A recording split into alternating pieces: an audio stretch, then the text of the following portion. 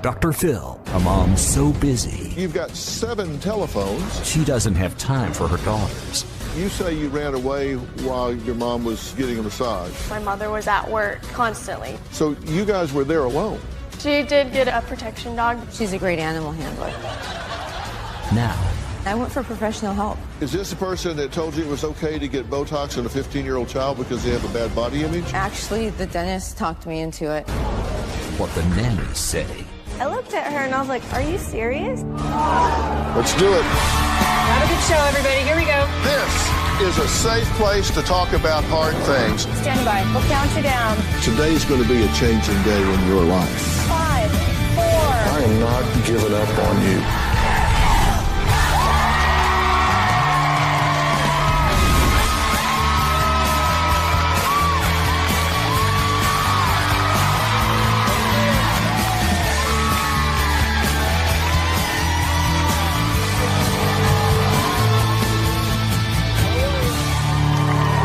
Thank you very much.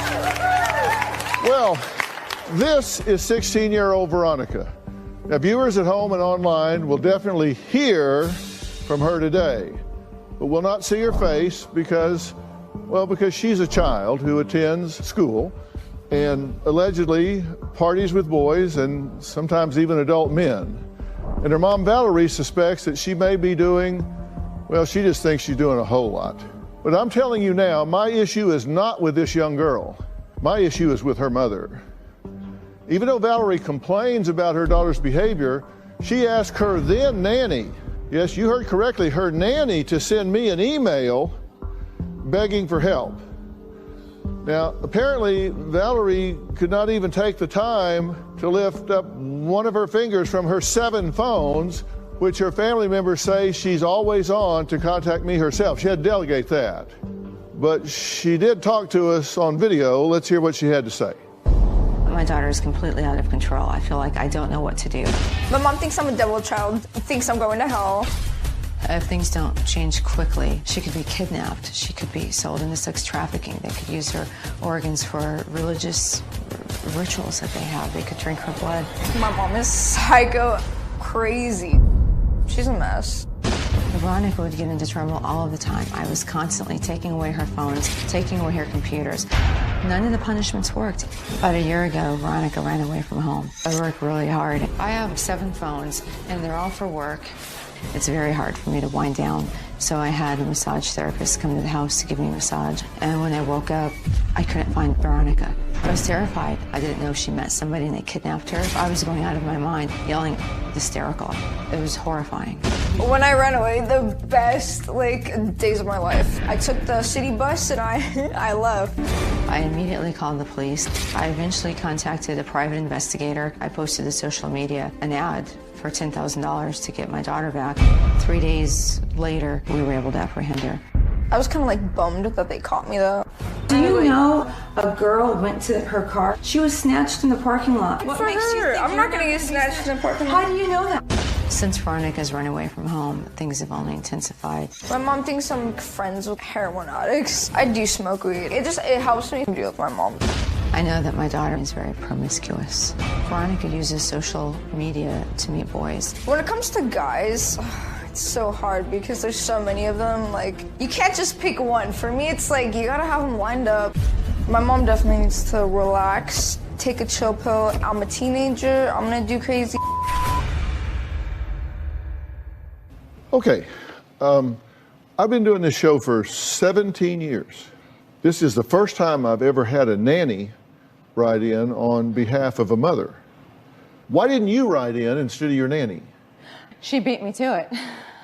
We were talking about it, and she said she would write you, and I said, all right. Huh. Because that's not what she said. Uh-oh. That's not what she said. She said that you asked her to write because you trusted her. Yes, I do. And that you look at her as someone that is credible, grounded, and stable, and so you asked her to write in. Absolutely. She is grounded and credible and so stable. she didn't beat you to it. You asked her to do it. Yes. You delegated it to her. Yes, I did. Well, that's not what you just told me. It was a while ago. We talked about a lot of things. I'm so happy that she wrote in. I'm so happy that I'm here. Well, I am too, and I'm glad you're here. I here. desperately need help. She's doing some things that I think put her at risk. Absolutely. You think they put her at risk. Yes. You think they might, that she might get kidnapped out there. You think she might be sold into sex trafficking. The real concerns. They are real concerns. She runs away, and you're concerned, so you post a $10,000 reward, right? Yeah. You say, urgent, missing, $10,000 for the safe return of your daughter. You describe her, and please call her mother at such and such. Please share and pray for her safe return. So you're reaching out, and you said, I'll put my money where my mouth is. I'm looking for my daughter. Absolutely. Then you figure she's got her phone, so you start texting her. You say, look, I have a $25,000 reward going out for your safe return. Please call me. I know I've been a blank mother. I'm sorry. Please give me another chance. You can date whoever you want. I'll put you on birth control. You can have the car. Just come back home. I'm dying inside. I can't handle it. I'll do anything you want. So at this point, you're just willing to tell her what she wants to hear. I'm desperate to get her back. You're desperate.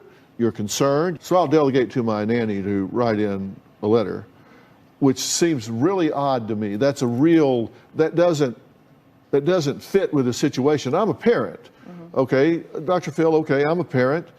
Robin and I raised 2 boys, so I've been there. You know, I get it. That just doesn't seem to be like the kind of thing you delegate. And so I start thinking, okay, is there a parental bond here? Has somebody else been raising this child? And so I start, and I see, okay, here's a woman that's a single mother, toughest job in the world, and you've got 7 telephones. And then I look and say, what hours do you work? And you tell me you work from 8 a.m. to 2 a.m. Sometimes beyond that. There's Okay. times I don't go to bed. So you're an absent mother. For the most part, yes. And I try to put people over my children that are responsible and that can take care of them while I'm working. Oh, nannies are great, but they're not a substitute for a mother. Does that inform why maybe your daughter's spinning out of control?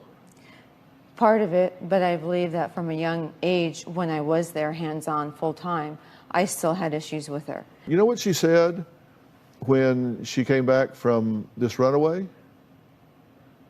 I don't, no. She said it got her attention, didn't it? Yes, it did. I went to an extreme level to get her attention, and it worked. What does that tell you? I dropped the ball because I'm working and I have responsibilities and I'm not taking care of my kids. That's why I hired people to try to be there for them because I'm not, and I know that. You also said that you hired nannies because you wanted to take some pressure off of your oldest daughter, Samantha. Correct. Who was raising her younger sister. Yeah. So Sam had to get them up for school, and then I was working later after they got home from school, and she had to feed them and put them to bed. And she was essentially assuming my role. She was 10. Yeah, she was 10. Well, Valerie's daughter is here, and we're going to hear her side of things when she joins us next.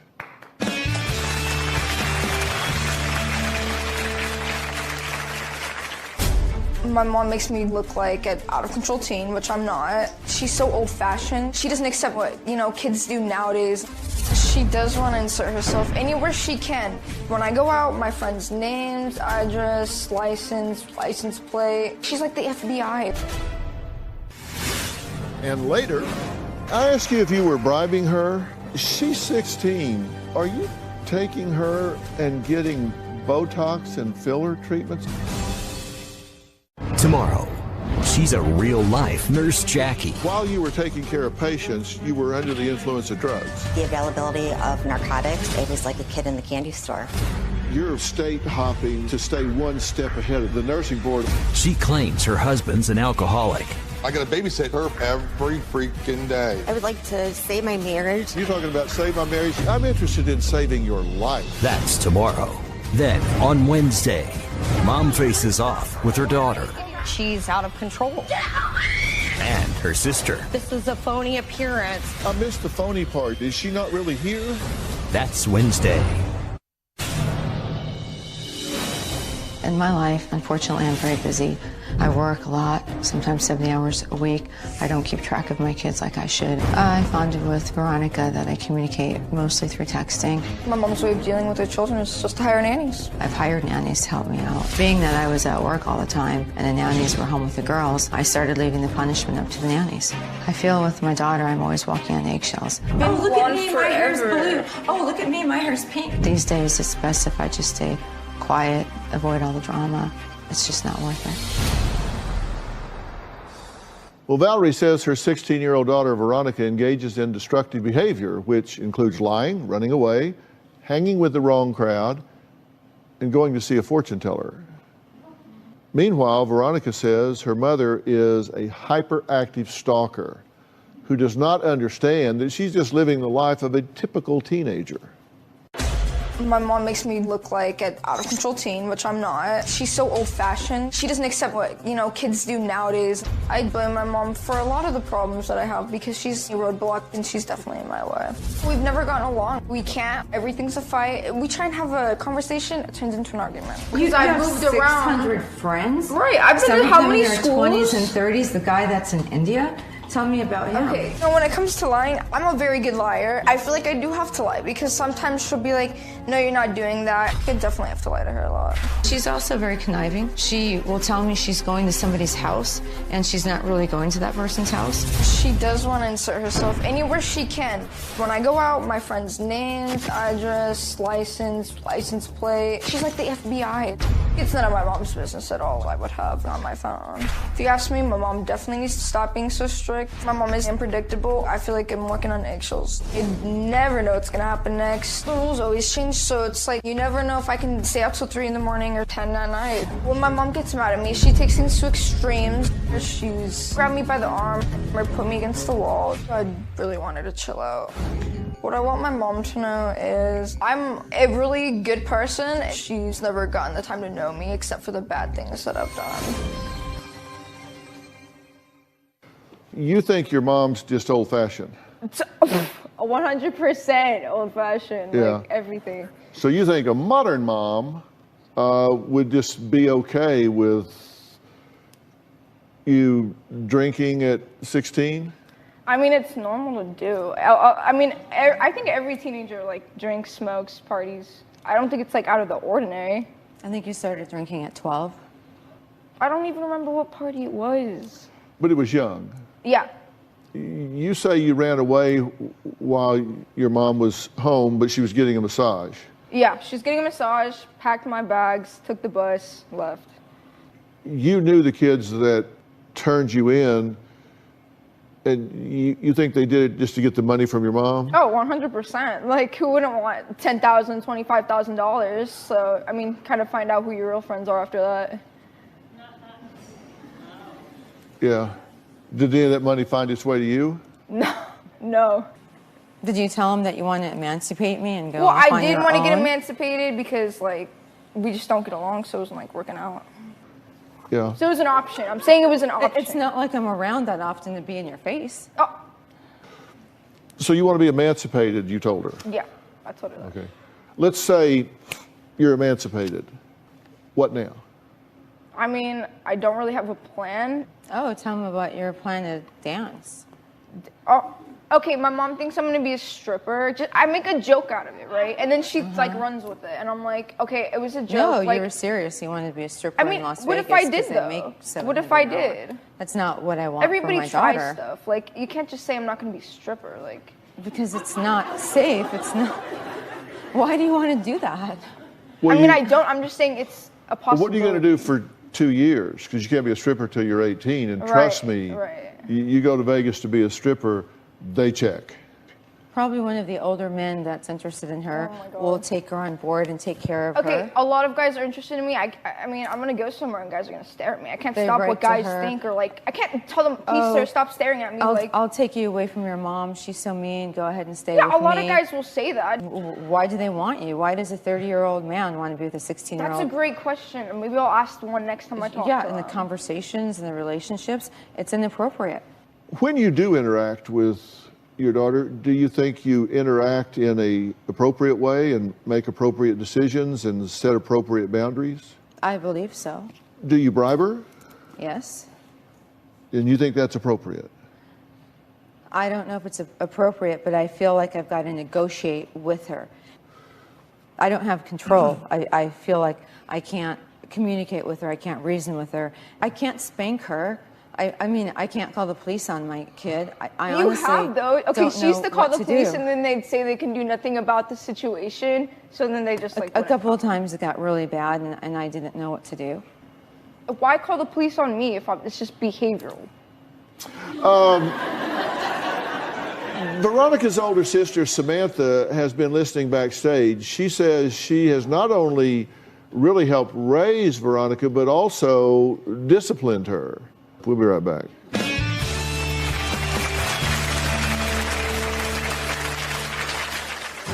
My relationship with Veronica is non-existent. Get out. Dude, I can...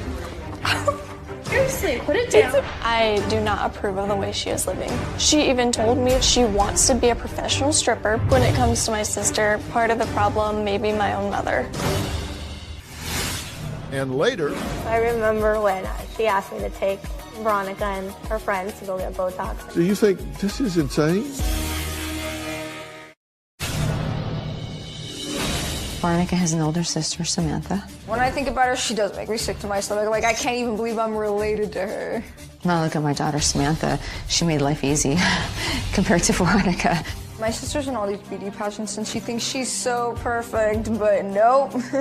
Her being a beauty queen, I feel like she's like the ugliest person on earth. And for her to be beauty queen, I'm like shocked. If my mom wants me to look up to my older sister, I'm gonna be looking down because she's way shorter than me. Well, Valerie says she has been trying to control her 16-year-old daughter Veronica's rebellious behavior since she was a small child. But her oldest daughter, Samantha, claims her mother was not strict enough, and in many cases it was she, not her mom, who laid down the law and disciplined her younger sister, said she did it by default. If you ask me, my sister Veronica is a train wreck about to happen. My relationship with Veronica is non-existent. My sister and I don't talk to each other. There's just immense tension. Wait, let me just cut myself. Get out. Dude, I can... Seriously, put it down.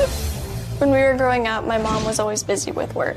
I was asked to help out around the house. I was 5th grade and Veronica was around the kindergarten. In a lot of ways, I was kind of like a mother to Veronica. I'd make her breakfast, I would make her lunch. After school, I would help her with her homework and get dinner ready. It was my job to make sure she did her chores. Trying to get Veronica to follow the basic rules was a nightmare. As we got older, she was sneaking boys into the house, and I was often the one having to break it up. She resented me back then because I was the one enforcing the rules. Even to this day, my sister Veronica still has a lot of resentment towards me. I do not approve of the way she is living. She even told me she wants to be a professional stripper because they make $8,000 a night. When it comes to my sister, part of the problem may be my own mother. My mom does need a backbone. She needs to make strict rules and stick to them. I'm worried if Veronica doesn't get this turned around now, her options are getting pregnant or ending up behind bars. Well, thank you for being here, and you've been listening to everything so far. Yes, I have. Right. So, at 10 years old, you're actually being the mom. Yeah, 10 years old, I was waking Veronica up for school, getting her ready to go, making breakfast, making sure she had everything she needed, and getting out the door to our ride to school, which would vary day by day just depending on who was able to give us a ride since my mother was at work constantly.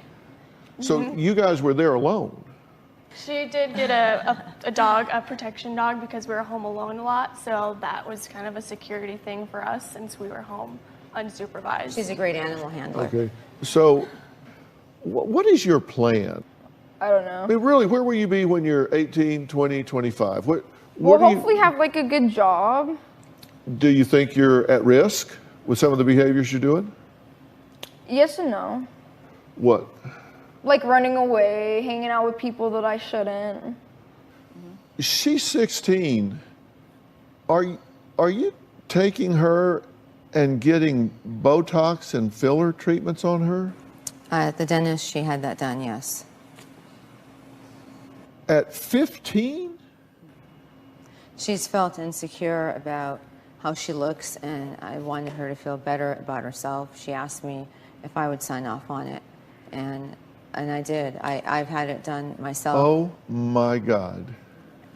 She feels bad about her body image, so you reinforce that by getting her Botox and filler. She's asked me for more. She's asked for breast augmentation and butt lifts and plastic surgery. I won't do that.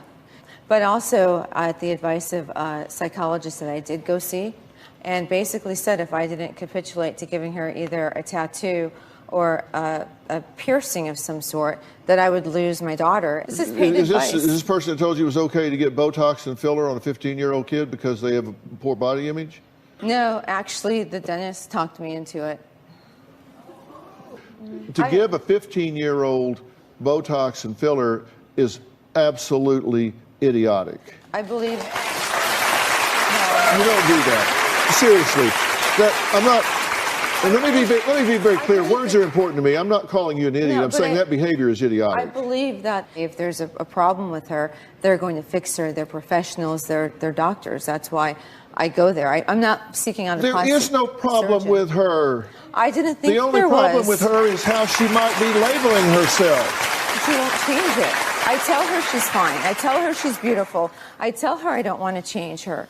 And Valerie admits that she is gone most days and nights working and relies on nannies to watch her children. So I decided to talk with her current nanny. We're going to hear what she has to say when we come back, and then I am going to start making some suggestions.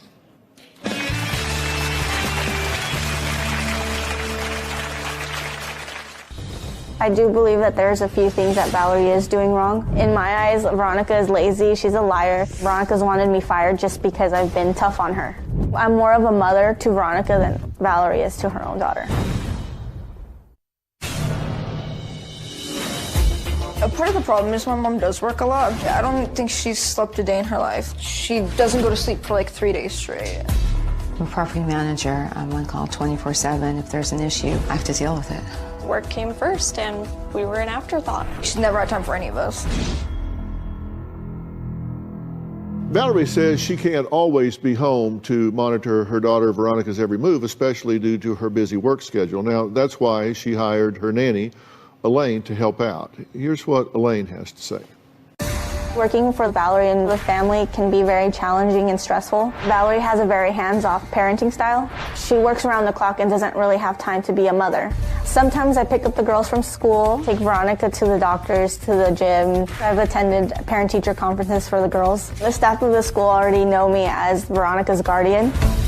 I do believe that there's a few things that Valerie is doing wrong. She's the type of mother to buy material things to make up for the time she's not spending with the girls. Valerie caves into whatever Veronica wants. Valerie's parenting style has definitely caused a big effect on Veronica. Veronica doesn't take her seriously. It kind of shocks me seeing how rude Veronica is towards her mother. So you never apologized? No, I didn't do anything. In my eyes, Veronica is lazy. She's a liar. Veronica's wanted me fired just because I've been tough on her. But that's what I'm advising you to do. You should apologize to her in person. I'm more of a mother to Veronica than Valerie is to her own daughter. Well, Elaine isn't the only nanny with something to say. My producers reached out to a former nanny, Felice, who worked for Valerie several years ago. Here's what she had to say. I used to work for Valerie and her family. The most shocking that I found was the lack of attachment between Valerie and her children. The kids were neglected. As the girls were entering puberty, I was the one explaining to them what was going on with their bodies because Valerie was absent. Valerie is definitely their biological mother, but she never mothered the children. I was the mother. From my point of view, Veronica has always been misunderstood. One time, Veronica ran away from home, and I asked her, "Why did you do it?" And she says, "I got her attention, didn't I?" If I gave Valerie a letter grade, it would be an F. What do you, we'll go in reverse order. What do you think about what Felice had to say? She's correct. I just don't know how to be a parent and a breadwinner and a father and, you know, guide them in church and take care of my parents. I don't know how to do all of that by myself. Felice is here, and you're here because you did then and you do now love this child, correct? She's wonderful. I couldn't have done it without her. That's why I had people like her in my life. You think she just checked out? She did. Checked out totally. It's like, oh my gosh, now she's paying me to be the mother, which I was upset with because they needed her, not me. Elaine, you say Valerie has asked you to take Veronica and friends for these Botox treatments and all. When you are in the middle of this, do you think this is insane? Yes, I remember when she asked me to take Veronica and her friends to go get Botox, and I looked at her and I was like, "Are you serious?" And she replied to me and she said, "It's only going to be one time." You want to know what I think? Quit my job. Everybody's telling me just quit my job, live in a cardboard box and take care of them. You can work and make time for your kids. It's not that hard. I know my how single moms to parents do that. do it all the time. Would you all like to know what I think? Yes. Because apparently you don't. You'll be right back. Tomorrow on an all-new Dr. Phil, a nurse caring for patients while under the influence. I got to babysit her every freaking day. I would like to save my marriage. I'm interested in saving your life. That's tomorrow.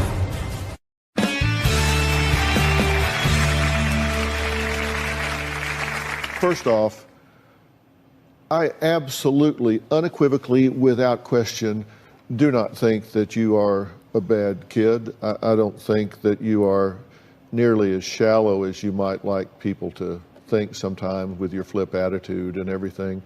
I think you're very intelligent. I do too. I agree. And no, I do. I think you're very intelligent, and I think you're probably getting to a point where you're starting to think, you know, I got to start figuring out what I'm going to do, because it's just now a matter of months, you know, probably less than 24 months, which is like tomorrow, before you are going to be on your own, and your standard of living is going to be a function of what you do in this world to have a nice life. Well, it's hard when you have like people saying, "Oh, you're gonna be a stripper, this and that," and like tell you what you're gonna kind of be, and it's kind of just like they're like roadblocks that don't like support me. They just like want to bring me down. Yeah, I tried to put in cosmetology No, it's school. my turn. You've had your turn. Sorry. I think you're smart. I think you have a lot to offer. I can see you doing very well in life. But there's a family dynamic where people get slotted into different roles. I'll show you what they are. There's a golden child, then there's the rebel scapegoat, then there's a lost child. They're often ignored or invisible. They're uncomfortable with others. They have strong attachment to animals. There's no pressure. They just don't make waves. And then there's the class clown. But everybody finds a role somewhere in the family. Okay, now Samantha, she was first on the scene. She took this role, right? She's the goody two-shoes over here. She's the golden child. And so you come along and say, well, okay, I'll be the rebel here.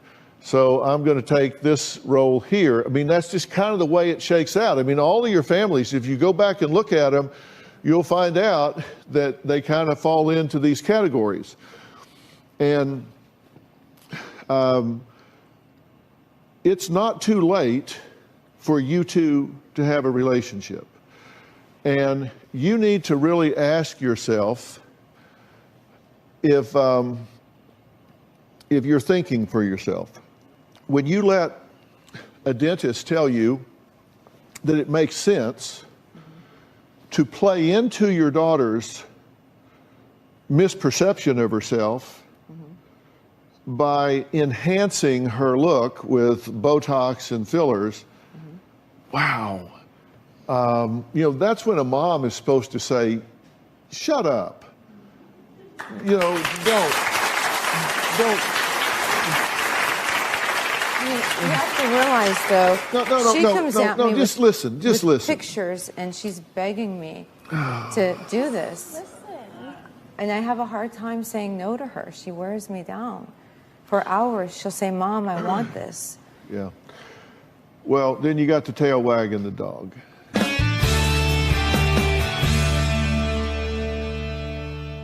Do you need Dr. Phil's help? Text Phil to 88500 and share your story for a chance to appear on the show. Standard message and data rates may apply. Hey, we are taping season 17 of Dr. Phil. If you're going to be in the Los Angeles area and want to watch a live taping, visit drphil.com and click Be in the Audience. Tickets are free, and I hope to see you soon. Come on, I'm all by myself.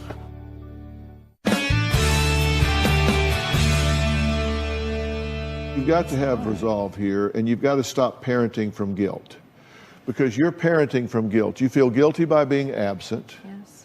You feel guilty by being a single mom. But I can promise you this. I would rather you live in a one-bedroom apartment and have a great relationship with your daughter than in a three-bedroom house in the suburbs and have no relationship with your daughter.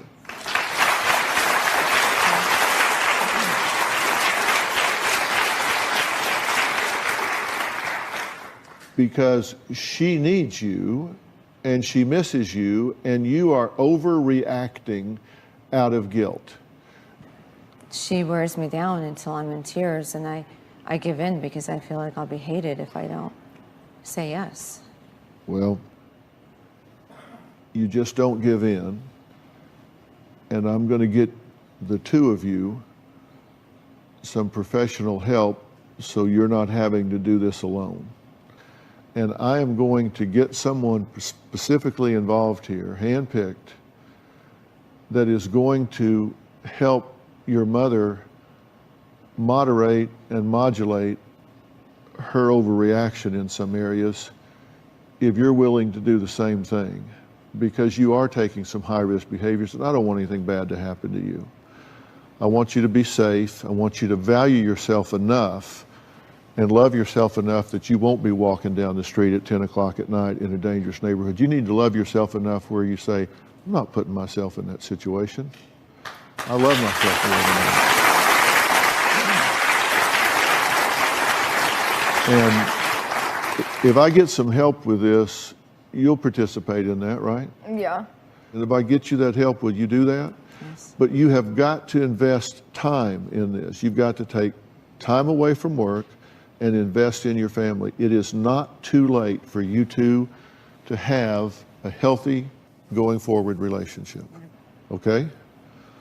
All right. Coming up, they met in 6th grade, got married, and planned a bright future. Then tragedy struck. An incredible love story and a miracle of technology you do not want to miss. We're going to talk about that next.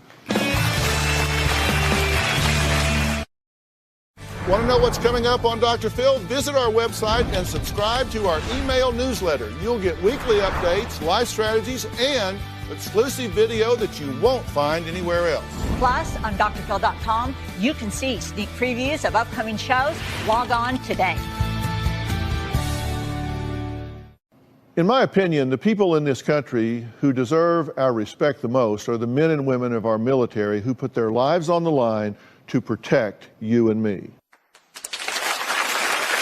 And for any veteran who has endured catastrophic injuries as a result of their service, they deserve even more than our respect, and that's my goal today. Now, my next guest, Scotty, was deployed to Iraq in October of 2004. Just 6 months later, he was the victim of a suicide bomb attack that left him totally blind. Wow. Tiffany and I first met in 6th grade. We started dating our senior year of high school. I definitely knew that she was the one. We were married in 2003. After graduating from the United States Military Academy, I received orders to deploy to Mosul, Iraq. On April 6th of 2005, I found a suspicious vehicle. And then boom, my world went black. I woke up blind. Depression is something that I fell deep into. It was scary. He was in a dark place. I couldn't see a reason to continue. He didn't want anyone coming in his room. He would even ask, like, why are you here? And I realized that I would need to be the hope for him. I remember this little boy knocked on my door in the hospital room. A boy who I had taught Sunday school at West Point. A boy who I felt still looked up to me. Though I was broken, he held onto my hand. And I knew that that was the beginning of my recovery. What gave me the strength to forge ahead was my wonderful wife, Tiffany. We realized that the love that we had, we could also build a family. Let's go, boys. Let's get in the car. My wife and I have 3 boys, and we love them to death. He had such an awesome relationship with those boys. He knows who they are, and they only know a dad who can't see. Hey, this is a hero rock right here. Our love is so much stronger today than ever before, and I know he has my back, and he knows I will always have his back. Well, joining me are Scotty, his wife Tiffany, and Dr. Brian Walensky, who is going to tell us about an amazing device that is provided free to veterans like Scotty, and which has changed Scotty's life as well as the lives of thousands of others who have lost their sight. So thank you all for being here. Oh, thank you. Scotty, first, I just want to thank you for your service and the sacrifice that you have made for our country. Oh, honor thank and pleasure. You so much.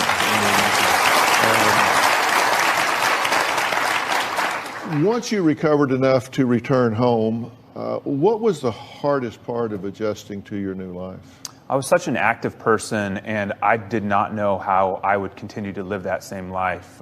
And it wasn't until I really understood what importance forgiveness meant, and that's what gave me hope and truly a purpose to live for. Tiffany, I also want to thank you because the families of veterans deserve just as much respect. How did you handle your new life with Scotty with all the changes? It was also a very dark time for me as well. And I just walked into his room every day and spoke truth and hope and life into him, and knew that this would be a catastrophic situation that he would overcome. Yeah. Well, Scotty and Tiffany started a family which grew with their 3 young sons, and you'd think some of the joys of parenthood would be lost for Scotty.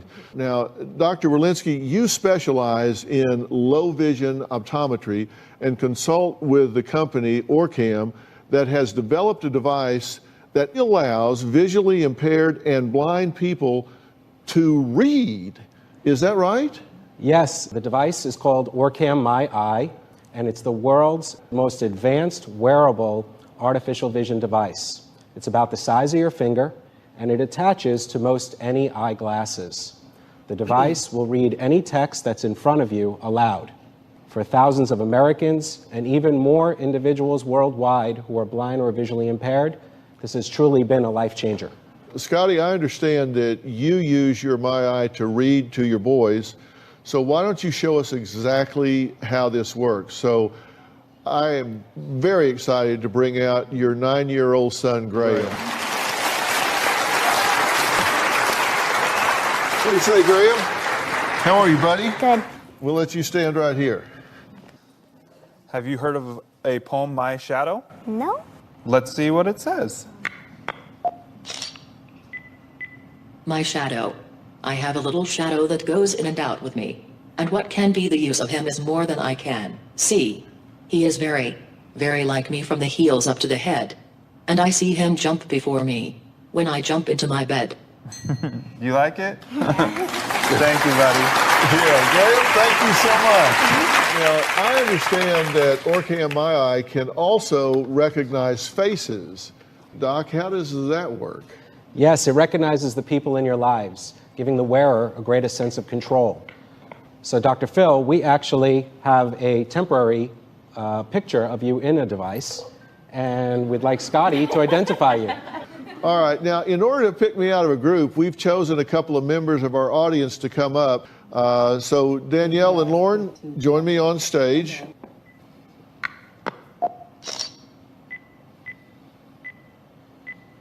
Dr. Phil. Okay, thanks, guys. Y'all go sit down. So, Scott, what has My Eye meant to you? It's been such a life-changing experience for me. As a CEO of Drexel Hamilton Asset Management, as a public speaker, it gives me the freedom to read documents. But for me, more personally, it's created a new relationship with my boys. You know, it's been wonderful. Yeah. OrCam, together with the Blinded Veterans Association, would like to brighten the world of some members of our audience. First, I'd like you to meet David, who was stationed in Saudi Arabia during the Gulf War. While loading equipment, David was hit in the head, and he now has only limited sight and cannot read. And next to him, Greg, who was a Green Beret in the Army Special Forces. In 2011, Greg was shot in an ambush but recovered. Then in 2012, he had a parachute accident causing a stroke. The combined incidences left Greg with no vision in his left eye and just minimal vision in his right eye. Now, gentlemen, you've heard how the My Eye has changed Scotty's life.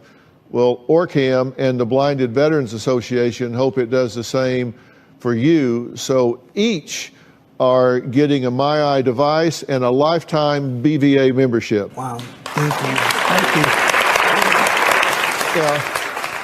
OrCam My Eye is fully funded through the Department of Veteran Affairs eye clinics and is free to qualifying veterans. Hundreds have already received it. For vets who may not qualify for a free device, or anyone who is interested in purchasing one, especially if you're visually impaired or having difficulty reading, OrCam has a limited time special offer just for Dr. Phil viewers. For the next 3 days, you can save $400 by going to orcam.com and entering the code Dr. Phil. So Scotty and Tiffany, thank you so much for sharing your story. I just can't even begin to tell you. And David and Greg, thank you guys so much for your service. I just really want to thank you for that. And a special thanks to Dr. Walensky for being here. Doctor, thank you so much. And we'll see you next time. And with OrCam, you'll see me next time. So Scotty, thank you so much. All right.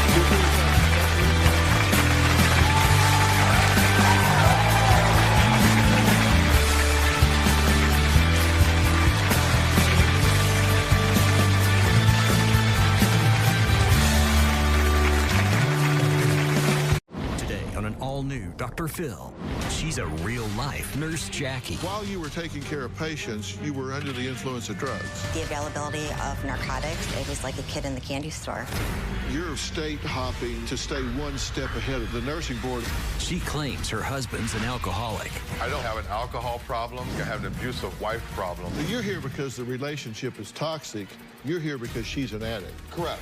I got to babysit her every freaking day. I would like to save my marriage. You're talking about save my marriage? I'm interested in saving your life. Let's do it. Have a good show, everybody. Here we go. This is a safe place to talk about hard things. Stand by. We'll count you down. Today's going to be a changing day in your life. 5, 4. I am not giving up on you.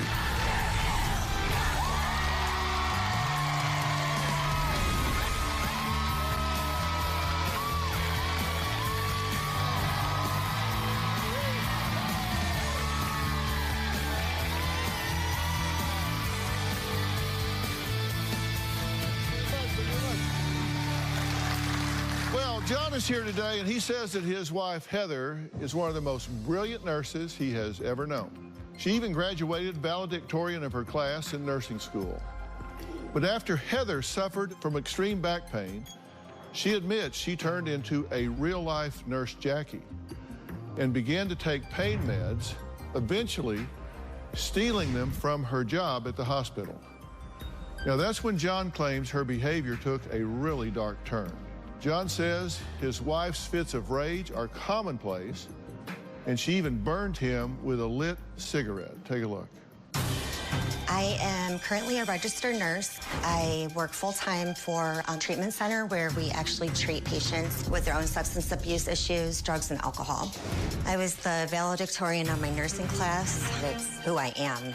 Heather's abuse so far has taken her to the point where she will take morphine and Dilaudid and inject them straight into her veins. I take Vicodin, Percocet, Oxycontin, oxymorphine, Morphone, benzodiazepines, Soma. The crazy thing is, from Heather's perspective, because she's a nurse, she thinks she has it completely under control.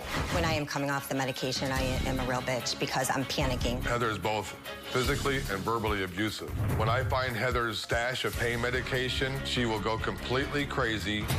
A few weeks ago, we got into a huge argument. She came after me and burnt me on my arm with a lit cigarette. I do not call you names on a daily basis. I don't physically attack you. I don't verbally attack you. Unless you're drunk.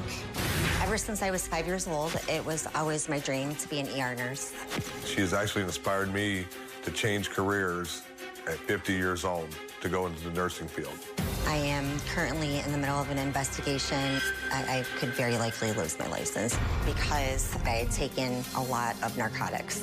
The situation is really bad. I am actually under investigation from 3 separate states. My fear is that my license will permanently be revoked. And then what do I do? Well, Heather says, despite her problems, that John is not a saint here.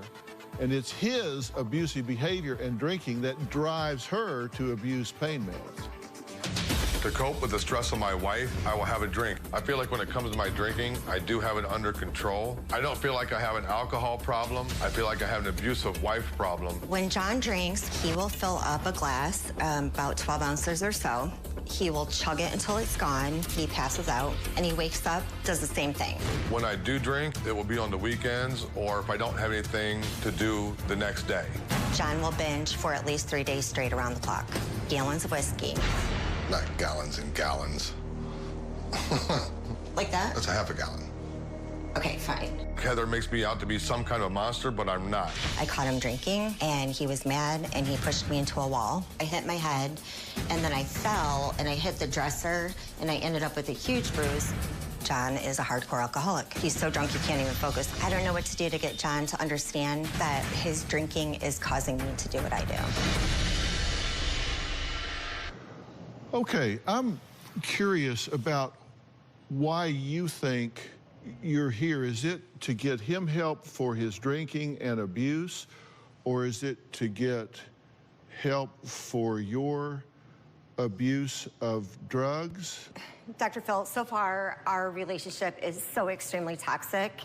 I'm so tired of getting thrown underneath the bus. Yeah, but you're the one who throws me under the bus to all of our friends, not me just I don't throw you under the bus. I've kept this pretty much a secret from everybody. You know, we're here because you have a problem. You have a daily problem. I have a problem once every 4, 6, 8 weeks when I do go on a binge drinking issue because I am tired of being a babysitter every freaking day. I don't know every day from day to day, when I come home, are you going to be alive?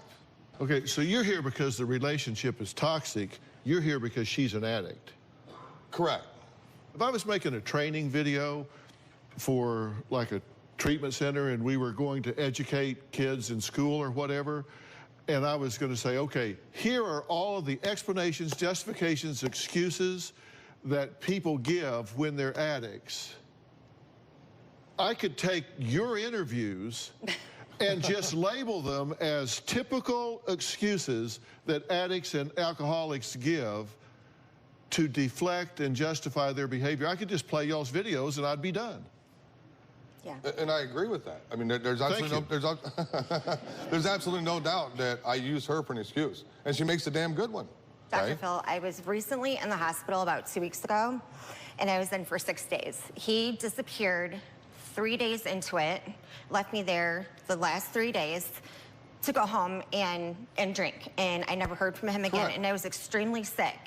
And at that point, she was under control. When I didn't go back, the hospital had it under control. They realized that she went septic, and when I got to babysit every day, when I got to come home, if somebody else can babysit her for the last few days, I need to take a break.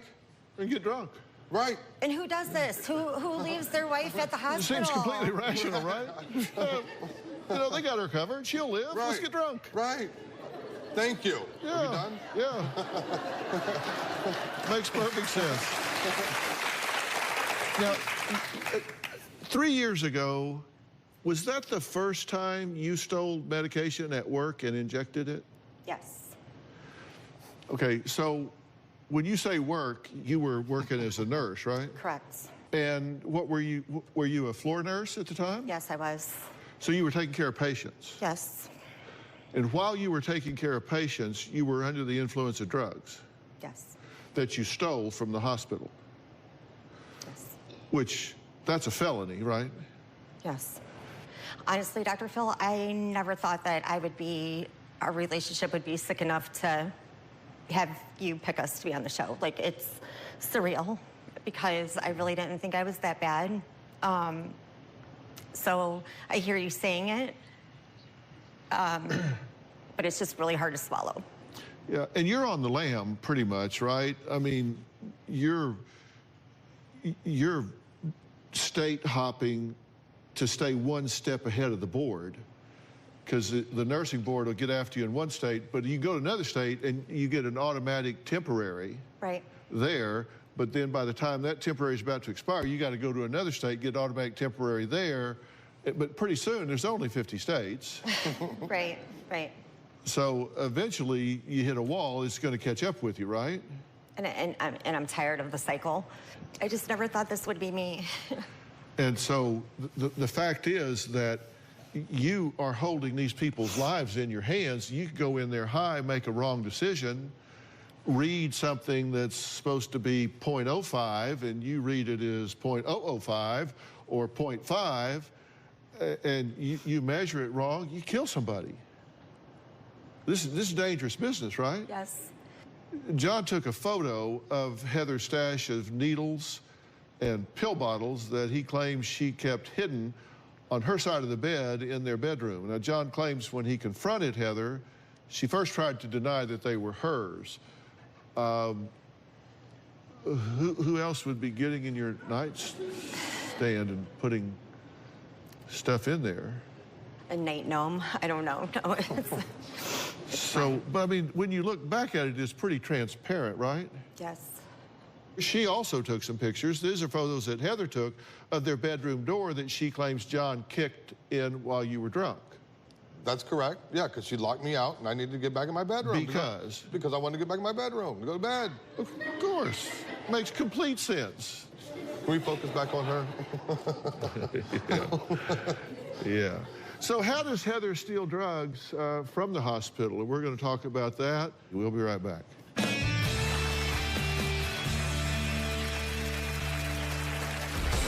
I blame my wife, Heather, for all the drama in our lives. Heather always tells me I'm the one with the problem. But the irony of the whole situation, it's all her fault. She likes to point fingers at me when she's the one acting crazy. I feel like I'm a babysitter, not a husband. And later, how much would you say you're using at this point? I'm probably injecting 5 times a day. It sickens me, and I hate to see my dad cry. Tomorrow, mom has harsh words for her teen daughter. You sent her to a homeless shelter. I didn't send her. She's out of control. I don't have those issues with my son. And for her sister. This is a phony appearance. I missed the phony part. Is she not really here? What happens when they face off on stage? After what you were just arrested because you came in my room. No. God bless you, buddy. That's tomorrow. Then, on Friday, a volatile couple. You've been hit in the head with a frying pan? You dragged me by my hair. If I did abuse you, you wouldn't be hurt. You're trying to have a child in this marriage? Are you insane? That's Friday. We are in a crazy cycle that keeps repeating. I create problems by stealing narcotics, and then before there's an investigation, move to another state. The crazy part about it is we have to leave states because she gets in trouble wherever she works at. We have had to skip town on 2 separate occasions because of Heather's issues. We're out of places to hide. I don't want to hide anymore. We need to get off this crazy train. It's just a matter of time before we have to face a ton of consequences. Well, registered nurse Heather says that her husband of 9 years, John, has no right to blame her for abusing pain meds when she has to deal with his drunken episodes. You're saying, I do this because of him. I do this because of her. Correct. You know, unless somebody stamps stupid on my forehead, you have to know I'm not buying that, right? Correct. How much do you drink when you do drink? Anywhere from a half a gallon to a gallon over a 3-day period. Okay, so you just kind of sit on the couch. You don't go out, you don't drive. Correct. So you just sit there and drink yourself into a stupor? Correct. I'll drink, go to sleep, wake back up, and just keep repeating that cycle. And that's what you did when she was in the hospital, and once you knew that she was probably going to live, they could babysit her, you went home and said, this is a perfect time to... Correct. To drink. So she comes home upset, burns you with a cigarette. Correct. The real story of how he drinks is he will take like a 12-ounce glass and he will fill it with whiskey and he will chug it down. I don't chug the whole thing at one time. There's no way. I take shots at a time. He chugs and the then whole thing down. I'll chase it with whatever, Pepsi, Dr. Pepper, whatever. I don't sit there and drink a whole big tall glass in one gulp. No. He absolutely does. No, and I then don't. he Absolutely will. not. And then Absolutely he will. Nobody can. You do somehow, and then he will chase it with like that much ginger ale, and then he'll do that, and he's like gagging the whole time to get it down, and then he falls asleep. He doesn't even pass out. Like doesn't even pass out. I don't pass out. He falls asleep for like 3 hours and wakes up and does this whole thing over and over and over. Tell me what the payoff is for whether you do it in one big chug, chug, chug, chug, chug, or you do it in 2 or 3. You're having to gag to get it down. What's the payoff? That I just get to relax and forget about things. That makes me forget about things. I don't have to join reality at that point. And how do you feel when you wake up? Absolutely terrible. I feel full of guilt and remorse. But you drink again if you've got the time. Correct. You don't have to get up and go to work or whatever. You'll do it again. You just keep going deeper and deeper. So the payoff is escape for you. Correct. And how does that affect your relationship with her, or do you care? I do care, but again, I don't. My job has never been in jeopardy. We haven't had to move state to state because of what I'm doing. Again, we've had to move state to state because of her. Yeah, we're talking about you, though. But you're talking about her, but I'm talking about you. But none of that has ever affected us. It's never affected anything else. It seems to me like it's affecting you. Well, she just doesn't like it because she'll point it out to everybody else. Like you abandoned her in the hospital. She came home, burned you with a cigarette, so it is affecting something. You know, I see how she feels that way, but that's not the way I see it. I'm sorry, I just don't. Well, but you were drunk, so how would you see it?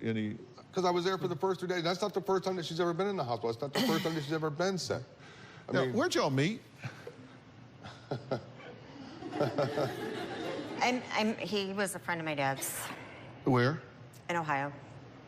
And wasn't this at an AA meeting? Yeah, he was in the program. Your dad was his sponsor? Correct. And roommate. We were roommates. And roommate. And you had problems back then, right? Back then. And you had problems then because you were... Correct. Yeah. Did it seem like a good idea to y'all to hook up with another addict, alcoholic type, and did it seem like maybe that was a best choice? That's the age-old debate in the program. Do you date somebody in the program that understands fully why you have to go to so many meetings a week and go to certain functions and do things? Well, I'm just asking you. Yeah, I think it is a good. It can go either way, I suppose, because I know people who have been happily married in the program for years and years, and I know people who have married outside the program, been married for years and years. Based on results, how has it worked out for you? To this point, not very well. The first 4 years were great. What would you say? You think it was a good idea, bad idea? You know, we followed the advice about waiting to have at least a year sobriety before getting together. We definitely did those things. In our case, it is not working. Well, Heather claims John has ruined her relationship with her son. Now, her son is here, and he actually has a lot to say. Heather's father is also here and says he's tired of watching his daughter self-destruct. So we're going to add into this conversation next.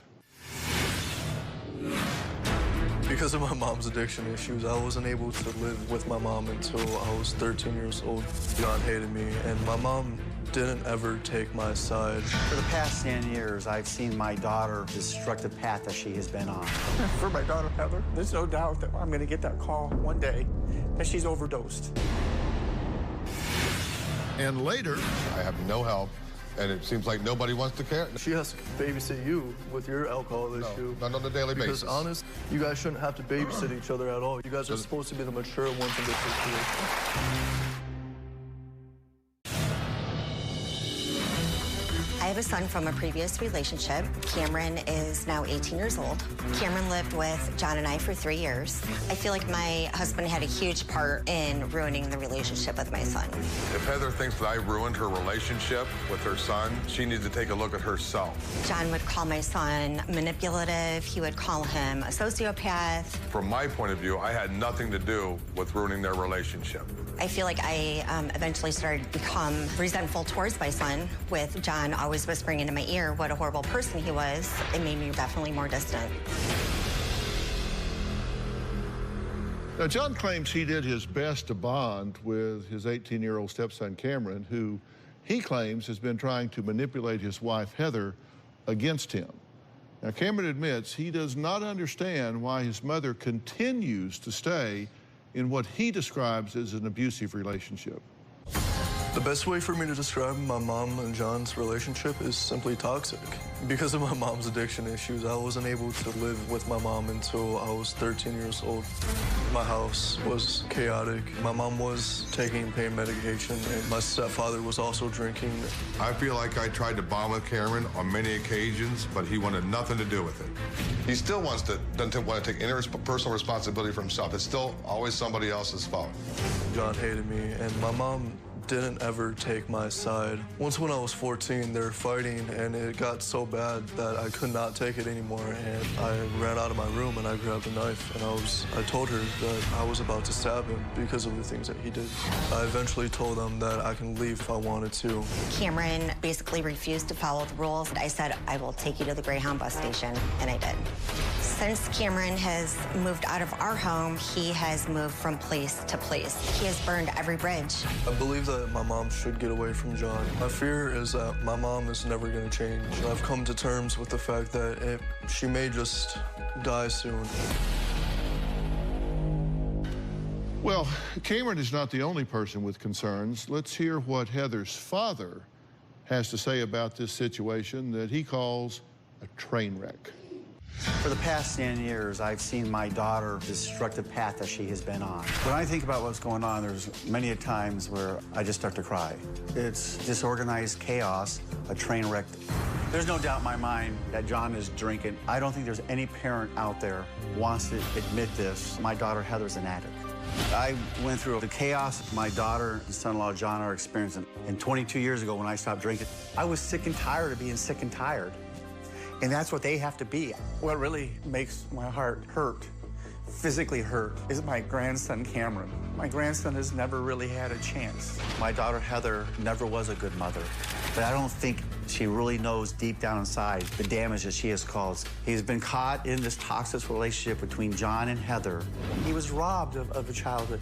For my daughter, Heather, there's no doubt that I'm going to get that call one day that she's overdosed. It's my hope that Dr. Phil can pinpoint the problem. This is the last chance they have. There's no more chances. Well, thank both of you for joining this, and I know both of you are here because you care about what's going on. What's your biggest fear here? Every time my phone rings and her picture shows up, it's that phone call that every parent dreads, that it's going to be an OD call. There's no doubt in my mind. You got to stop. She has the belief that because she has training in nursing, that she believes that she can stay on the safe side of things and that she can play this game and be on the safe side. She's convinced herself that she's the exception to the rule. I think right? Yes. What's your greatest concern here? I mean, honestly, it's the same thing. Like, I've had a lot of dreams about her passing away, and because of the fact that she doesn't communicate with me or with really anybody, you know, I'm not gonna know when that happens. My grandmother had to tell me about what was going on with her when she was in the hospital most recently because she didn't make the call herself to tell me that she was in the hospital. But you could have picked up the phone and called at any time also. Oh, I could have, but you know, the situation is Right. that we don't have a relationship. And you know, just things like this with you trying to cause it to seem like it's on everybody else is part of the issue. Because, you know, I've come to accept that you guys are just going to be the toxic people that you are. You and are I can't the most any toxic longer person be in this relationship, in her life. in the middle of this relationship. You're the most because toxic of the person in way her that life, you no guys matter what you affect say. me. What is your objective right now in wanting to derogate his character? Because he needs to understand how toxic, he is the most toxic person in her life. He doesn't get it. He thinks he's the perfect little angel, but meanwhile, pretty much everybody you ever came in contact with doesn't want anything to do with you anymore. And he just doesn't see it. So you want him to own everything that he contributes. Correct. Like you do. Right. Exactly how does Heather get her drugs? You know, we'll talk about that and where the danger lies in the fact that she cannot stay on the safe side of this because, frankly, there just isn't a safe side. We'll be right back. In order for me to get the pain medication that I abuse, I have to resort to friends that I know who take my drug of choice, and what we'll do is trade those almost like we're trading baseball cards. I admit that I abuse these drugs on a daily basis. What I do now, a lot of times I'll have to go through a whole chemical process of getting the shells off, crushing them down. I inject the medication to get that high. Here's an injection site that was recently infected. I use wherever I can reach, so all of those track marks are from injecting. Since I'm a registered nurse, I know at what point an overdose would be possible. That's part of the reason why I've never tried heroin. I don't know where that line is with that. When I get up to go to the bathroom at night, I literally can't fall back to sleep until I see you breathe or move. I know what my tolerance is. I just don't understand how you can be so arrogant.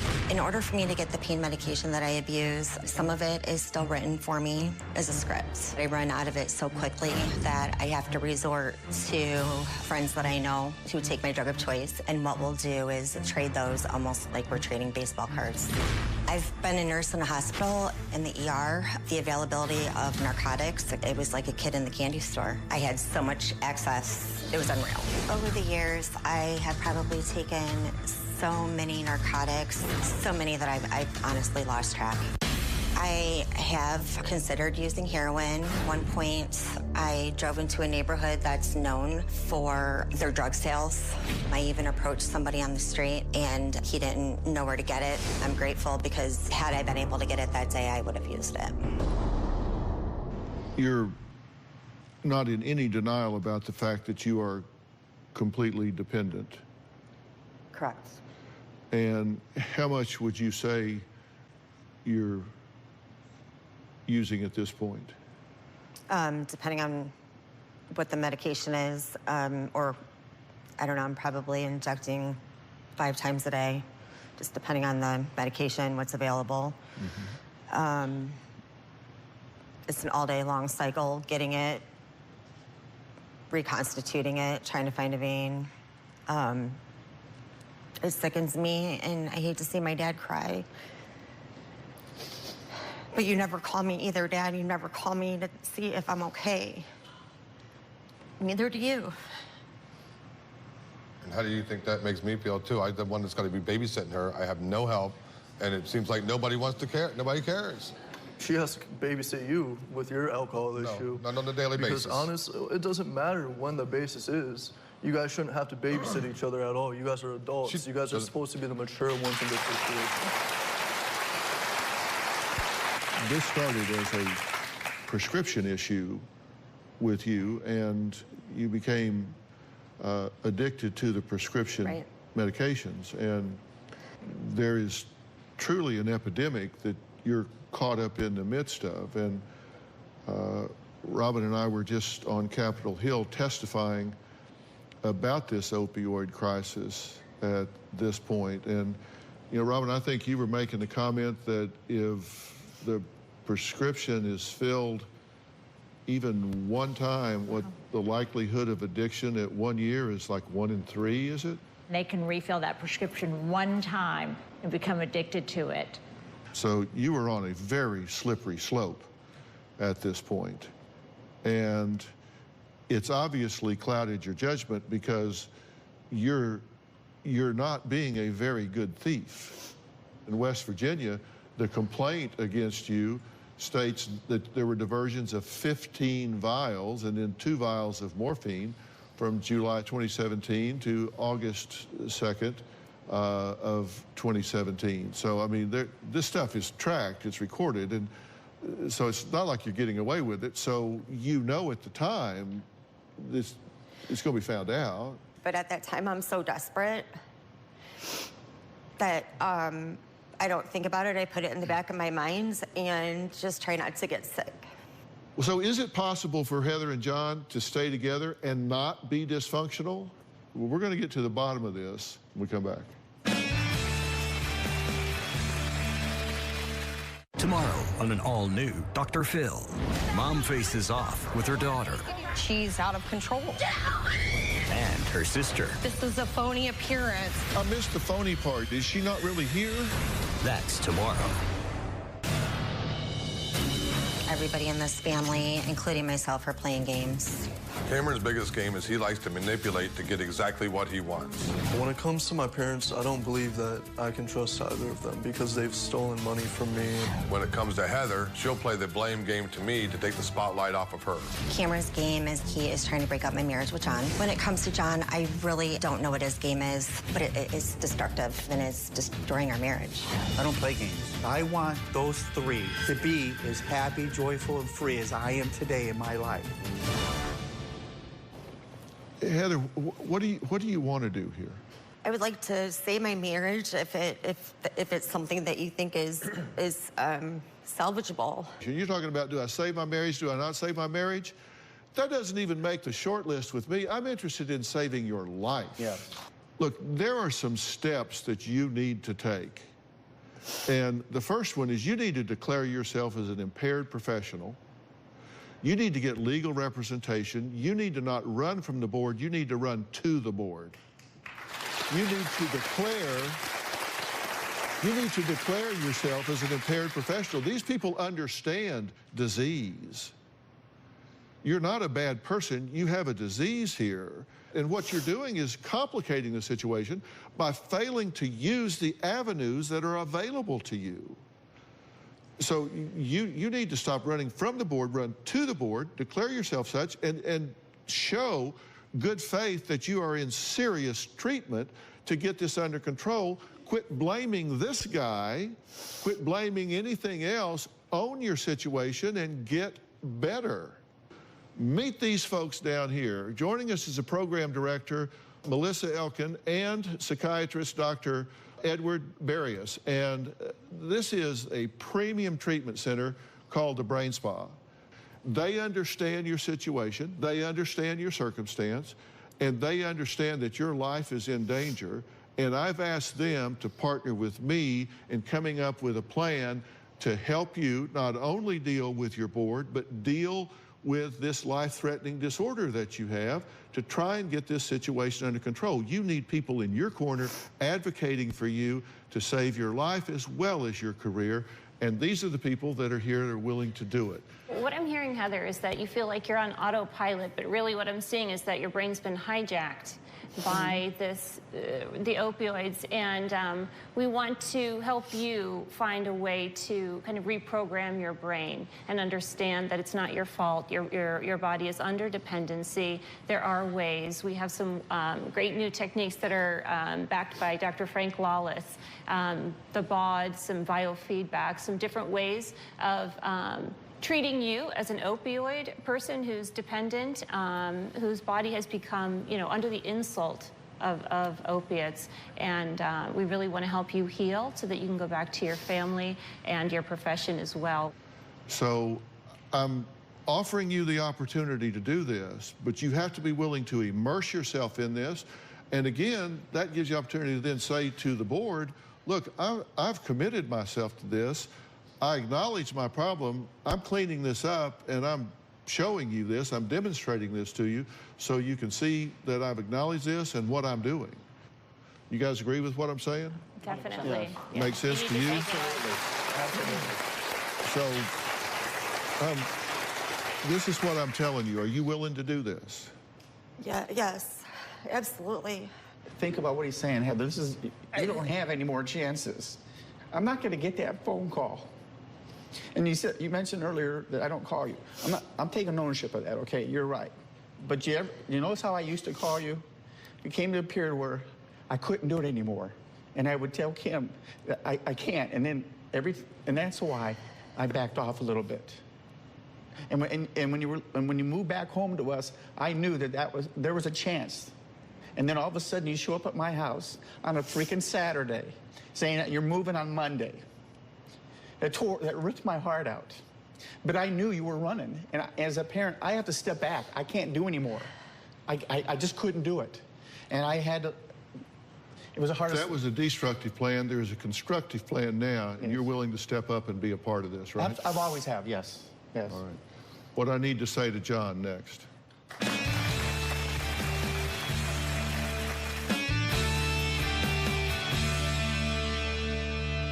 I can tell you, she is going to commit to this. She is going to get herself straightened up. She is going to do the work that she needs to do. And if you fail to do the same thing, then you're going to be in her rearview mirror. It's just that simple, because you cannot live with an active alcoholic that is particularly a projector, deflector, and a blamer. And I'm willing to do what it takes. Joining us on this side of the aisle is Clinical Director Deanna Jordan, Clinical Outreach Communicator Brooke McKenzie, and owner Susie Hobson of the Premier Treatment Center, New Method Wellness, to discuss how we can help John, because I believe that John has lost his way. I think he has gotten so into justifying things to himself and making everything just seem like it's just a new normal for him, that he's forgotten everything he once knew about alcoholism and self-destruction. What are you guys hearing here? Dr. Phil, it never ceases to amaze me that you do in an hour what we do in 3 months. Like, we have to work with people, and you just have such a great way of doing that. John, I don't know if you are willing to completely surrender and stop blaming everybody else. I mean, are you willing to take that on? Yes. That your life is completely unmanageable? Definitely, yes. Because that's going to be the first step for you. The first step for you has got to be that it's nobody else's fault. So will you sit down with these people and talk to them? Will you sit down with these people and talk, and let's make a plan that everybody can be excited about? Fair enough? Yes. Now, and he has to be part of the plan, because believe me, he's part of the plan. This is a family dynamic. These are the squeaky wheels, but this is a family dynamic. And this young man deserves the opportunity to be involved in this. He has been there for the hell. He needs to be there for the healing. Yes. And you're going to be a big part of this whole thing. Fair enough? Thank you. All right. Coming up, we're going to switch gears and talk to a really good personal friend of mine who has a powerful message right after the break.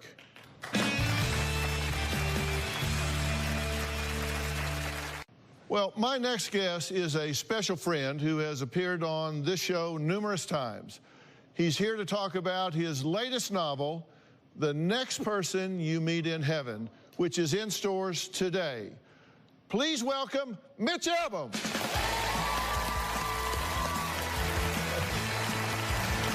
What you say, man? How you doing? Good, how you doing? Good to see you. Thanks for having me on. All right, how are you? I'm good. Well, you've been busy. This is really amazing. Mitch has written a new book, The Next Person You Meet in Heaven, which is a sequel, right? This is a sequel to The 5 People You Meet in Heaven. Right. And I know what it is about, but please explain so the viewers know. So The 5 People You Meet in Heaven was my first novel, and it was pretty popular, and you think? It concerned an old man named Eddie who dies trying to save a little girl from an accident at an amusement park. And he goes to push her out of the way, and this cart lands on him, and he dies not knowing if he saved her. He goes to heaven, and he finds out that the first stage of heaven is actually you meet 5 people from your life who you may remember or you may not remember, and each one of them sort of shows you a moment that you change them forever and they change you forever. And he keeps asking, did I save the little girl? Was my life a big waste? And at the end, he gets to find out that this life that he thought was a big nothing actually touched all kinds of people in all kinds of ways, which is what I believe about all of our lives. Right, and John Voight played Eddie in the movie yeah. That was made, yeah, and which was also a huge success. How much was this current book influenced by the last 15 years of your life? Well, quite a bit. I mean, ever since that book, I lost my mom, I lost my dad, and I lost a little girl that we raised as our daughter, one of our orphans from an orphanage I operate in Haiti. And so heaven was kind of on my mind. That's Chica right there. Right. And so I thought, well, this is a good time to revisit this. And people have been asking me ever since the 5 People You Meet in Heaven came out, what happened to the little girl? Okay, we know Eddie went to heaven. What happened to this little girl that he saved? So I thought this might be a good time to revisit it. Yeah. And we've been looking at pictures behind you there of Chica. Tell us a little bit about Chica. I operate an orphanage in Haiti. I'm there every month. We have 47 kids. Chica was one of our kids. At age 5, she developed a very serious brain tumor, and the MRI came back in Haiti saying there's no one in Haiti who can do anything about this. So we brought her up and spent the next 2 years. She was basically our daughter, and we traveled around the world trying to save her. And ultimately, she succumbed to the tumor, but not before changing all kinds of lives, especially mine and my wife's. She was a doll. She was bossy, and she was independent, and she was fiery, and she never once complained. She danced and walked around and never once complained about the situation she was in. I'm not sure she even knew, but she got to have a mother and father for at least a few years of her life, and we got to have a daughter. And I don't look at it as we lost a child. I look at it as we were given one. Yeah.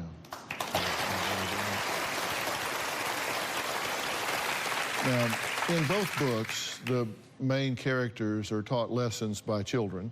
We always say out of the mouths of babes, but talk about how and why you use that device. Well, I think children probably teach us more about ourselves than anything. In this particular book, not surprisingly, after you've heard what I've just said, Annie, who grows up, in this book, the little girl grows up, she gets married, and on the morning after her wedding, she's in a balloon, one of those balloon rides at sunrise, and something goes terribly wrong, and she dies trying to save her new husband. She goes to heaven and meets 5 people, one of whom is Eddie from the past. But along the way, she lost a child when she was younger, as we did, and she finds out what happened to that child. And I think anyone who's lost a child always wonders, are they in heaven? Will we see them again? Can we talk to them again? I remember Chica, one time when she couldn't walk anymore towards the end, we were sitting and we were coloring, and I looked at my watch and said, oh my God, I've got to go. And she said, no, you have to stay here and color. And, you know, I was carrying her from place to place at that time, and she said, no, Chica, I said, I got to go. It's my work. And she said, well, I have to play. And I said, I know, but this is my job. And she said, no, it isn't.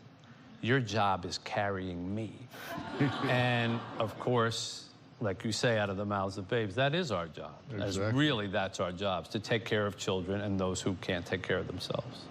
People cannot read this book or any of the others, but certainly The Next Person You Meet in Heaven, and not come away with any other reaction than feeling good and reevaluating what they focus on and what their priorities are in life. We go through life with all these questions. Eddie went through life saying, I don't matter, nothing matters, I'm a nobody. Annie goes through life thinking, I keep making mistakes, I keep making mistakes. If heaven is really the blessed place that we all believe that it is, then it seems to me when we get there, one of the things that's going to happen is we're going to get everything explained to us. You might have thought that wasn't working out, but here's the reason. You might have thought you didn't do anything there, but look at all these different people you touched. And I would think that that would be a pretty good way to begin heaven. Yeah. That's why I imagined it that way. Yeah, exactly. A special surprise for our audience. You're all going home with a copy of Mitch's book, The Next Person That You Meet in Heaven. Now, the book is available, and it's on sale in bookstores today. So if you're not in the audience, you didn't get one, so you need to go out and get one. I promise you will be glad you did. I want to thank all of my guests today, including best-selling author Mitch Albom. We'll see you next time.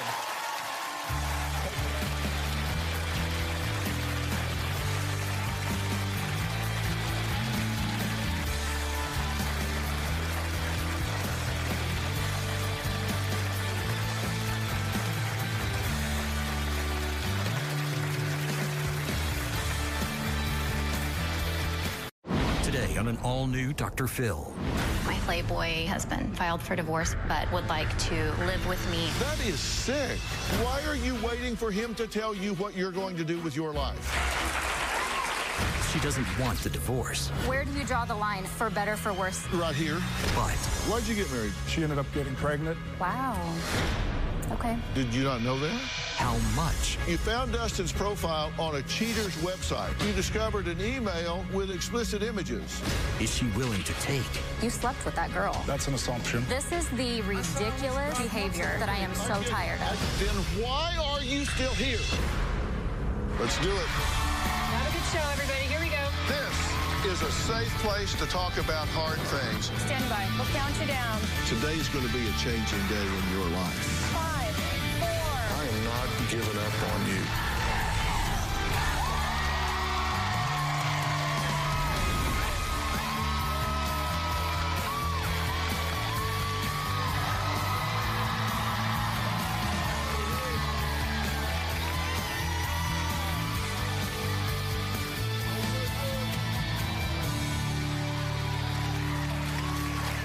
Well, okay, here's the deal. Here's the deal.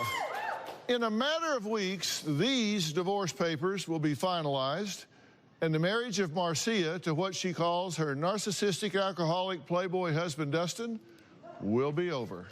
That is, unless things change today.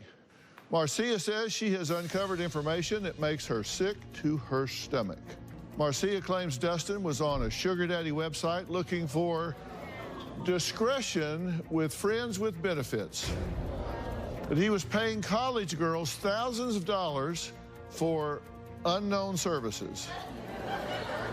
If that wasn't enough, she claims he paid a ransom to prevent himself from being exposed in more ways than one. Now, you would think after all of these allegations, Marcia would be hightailing it to the lawyer's office to end the marriage. But not exactly. These papers were not served by Marcia. They were served to Marcia. My alcoholic Playboy husband walked away and filed for divorce after 2.5 years of marriage. Marcia needs to accept that I want a divorce and she needs to move on. I don't love her anymore. Dustin's new take on our marriage is that he wants the divorce, but would like to live with me and co-parent our daughter. I've had a great time hanging out with you. Oh yeah, let's be buddies. We're not? No. I woke up one day and realized the world that I knew didn't exist. I feel like I live in Dustin's world, full of lies and, unfortunately, other women. I'm not a womanizer. I haven't dated anybody. I have talked to people when I'm out because I'm a social person. I feel like I'm consumed with Dustin's actions because of his lying. I'm basically like a private investigator. Recently, I found emails to other women with graphic pictures in them. Being married to Marcia was really difficult because she wanted to control my every move. I had to take pictures to prove to her I'm not out many a times just so she'll leave me alone. I do think that Dustin's an alcoholic. Dustin drinks daily, and he does deny that. I like to drink socially with my friends and hang out with my buddies. I laugh because Dustin plays the victim role a lot with me, but I feel that I'm the victim. I've never hated anyone, but Marcia makes me feel like I hate her. I thought we were trying to communicate. Yeah, it's super fun when you lie. Raise a What did I lie about? You lie about everything. I am emotionally and mentally exhausted. Marcia won't accept the divorce because it wasn't her idea.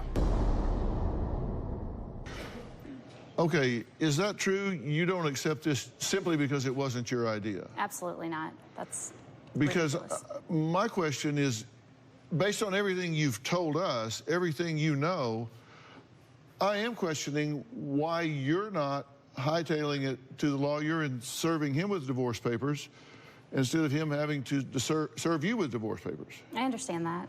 I don't. That's why I'm asking you to explain it to me. I go through that daily in my mind, but truly I've accepted alcoholism as a disease. And so to be molded into that and have to learn about that and go to Al-Anon and learn everything that comes with it, I've believed that Dustin's a sick individual. You think Dustin's an alcoholic? Absolutely. Are you an alcoholic?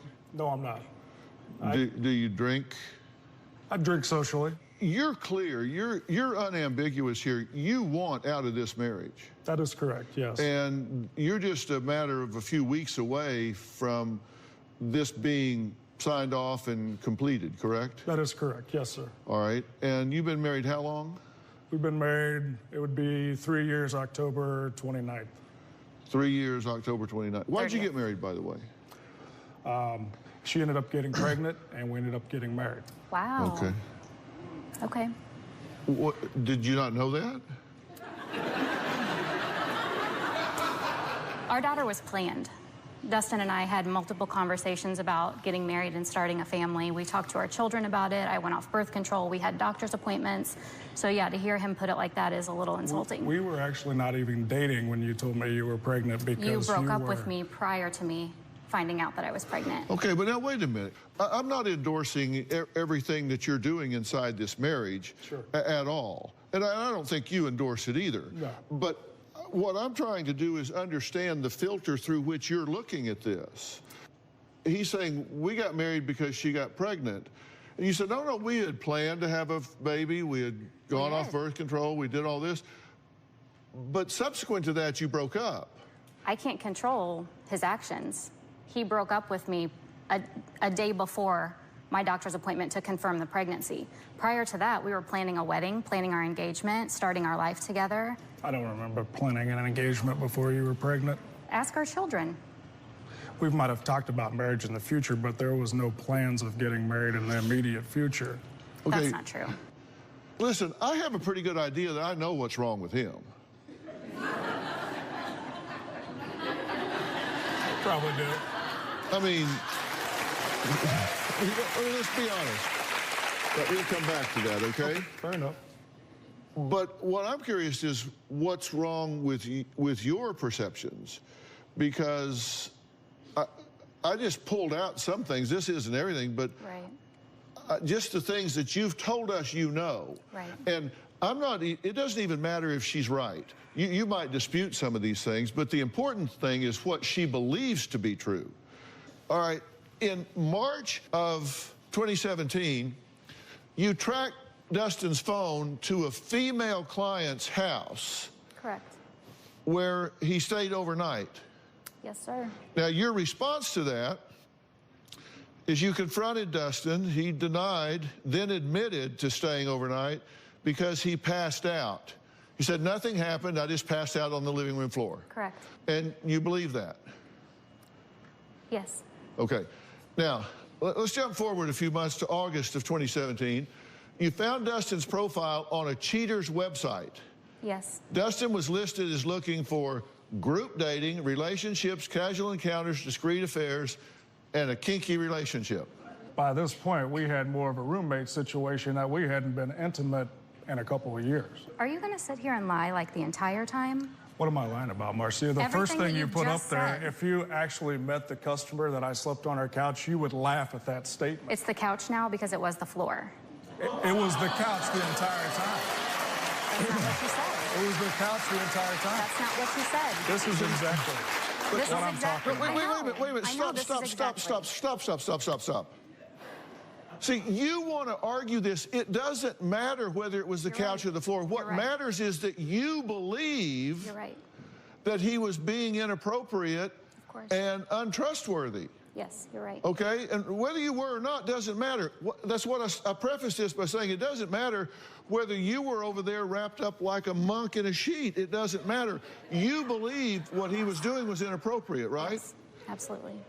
But your reaction to it's what I'm concerned about. Okay, then you find his profile on a cheater's website with all of these characteristics. I mean, here it is. I know. So what's your reaction? You confronted, he admitted it and deactivated it.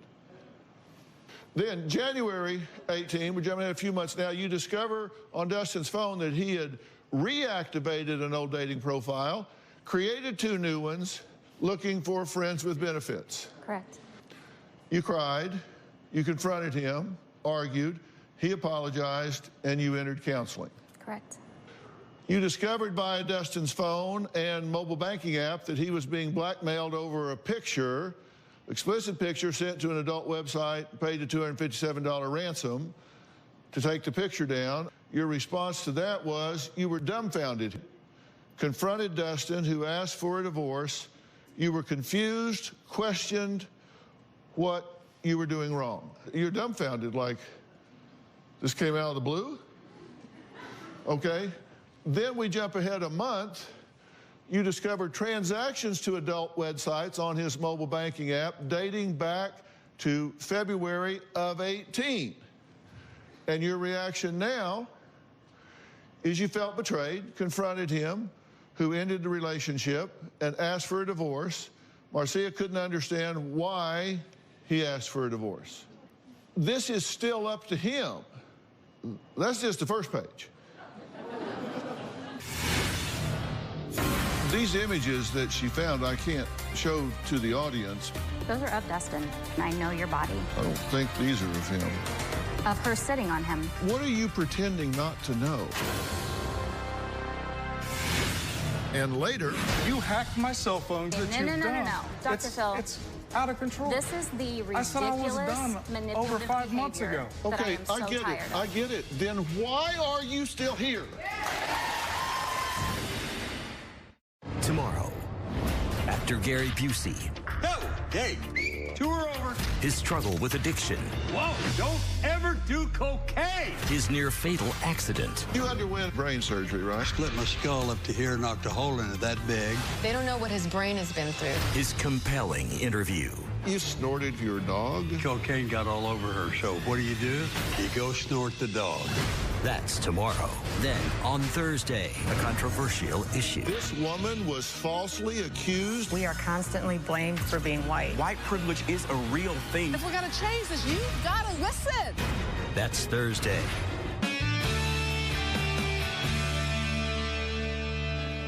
Then August, we're getting close now.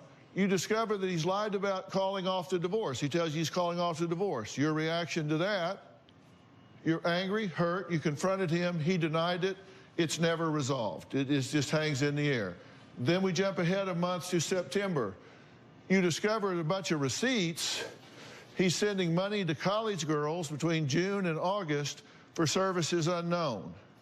You've got the receipts. So your response to that, when you find all this out, is you're shocked. We were separated at that point. You're angry, upset, cried, then argued with him, and it's never resolved, but you're shocked. Now, we're just a few days later, you discovered an email dated back to May to a female with explicit images. And we pulled some very tame images here, and your reaction to this is you kept this discovery a secret. You didn't even confront this. And then a few days later, you discover he's communicating with other women on a sugar baby daddy dating site looking for something fun, casual, and mutually beneficial. Your reaction here, you kept this discovery a secret, but you feel physically sick and heartbroken by the ages of these girls because they're very young. Now, you say there's a point at which you say, I'm not taking this. Where is that? That's why I'm here. Where is it?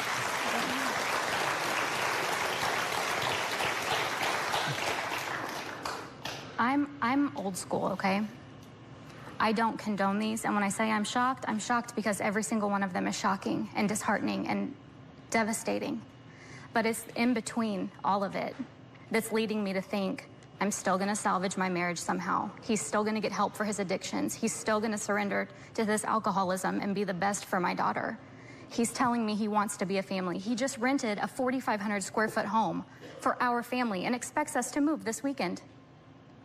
I have no idea what to do from this point on because I don't believe in divorce. I hate divorce. What are you pretending not to know?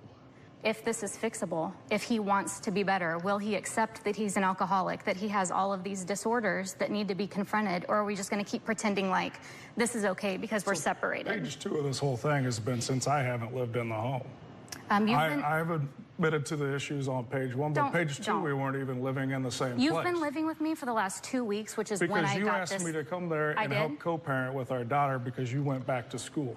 That doesn't even matter, Dustin. That's a lie. That is the truth. You made the choice to stay in our home, to stay. I asked you to come help. I didn't say pack a bag and move all your stuff back in. That was your choice. It was your choice. Oh, my God. These images that she found, I can't show to the audience, but these are very explicit images, right? Yes. And these are sent specifically, taken for and sent specifically to you, right? Those are of Dustin. 100%. I know your body. Those are your pictures. I don't think these are of him. Well, the other ones are of her sitting on him. We have... Sorry. We have some guidelines at CBS, and I mean, seriously, we can't even print those here. Okay. So I can't have them in the book, but, you know, I'm saying these images are pretty graphic, and you understand what... And they get worse, is the point I was trying to make. That's the point I'm making. Now, Dustin's daughter, Taylor, says her father is a womanizer who paints the perfect Playboy image and that all women should beware, including Marcia. We're going to meet her next, but I'm going to get to the bottom of your motivations here. We'll be right back.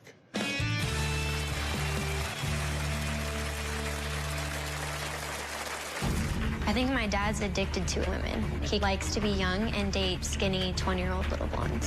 I hate cheaters and being lied to, and as long as he's that person, I want nothing to do with him.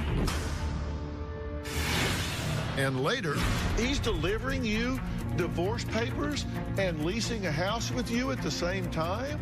I was just trying to figure out how to co-parent with our... That's insane! Taylor's chosen not to be involved with her dad, Dustin, for the last 4 months. I feel that Dustin has contributed to the broken relationship with his daughter, Taylor. Taylor does have a lot of past resentments that she holds against her dad. I think that Taylor sees all the hurt and destruction, and she's chosen not to have that in her life. I got a text message from Taylor saying that I was a horrible parent, and that she didn't want to speak to me anymore, and that she was done with me. I didn't really understand why she felt that way. I feel like Marcia has manipulated Taylor against me.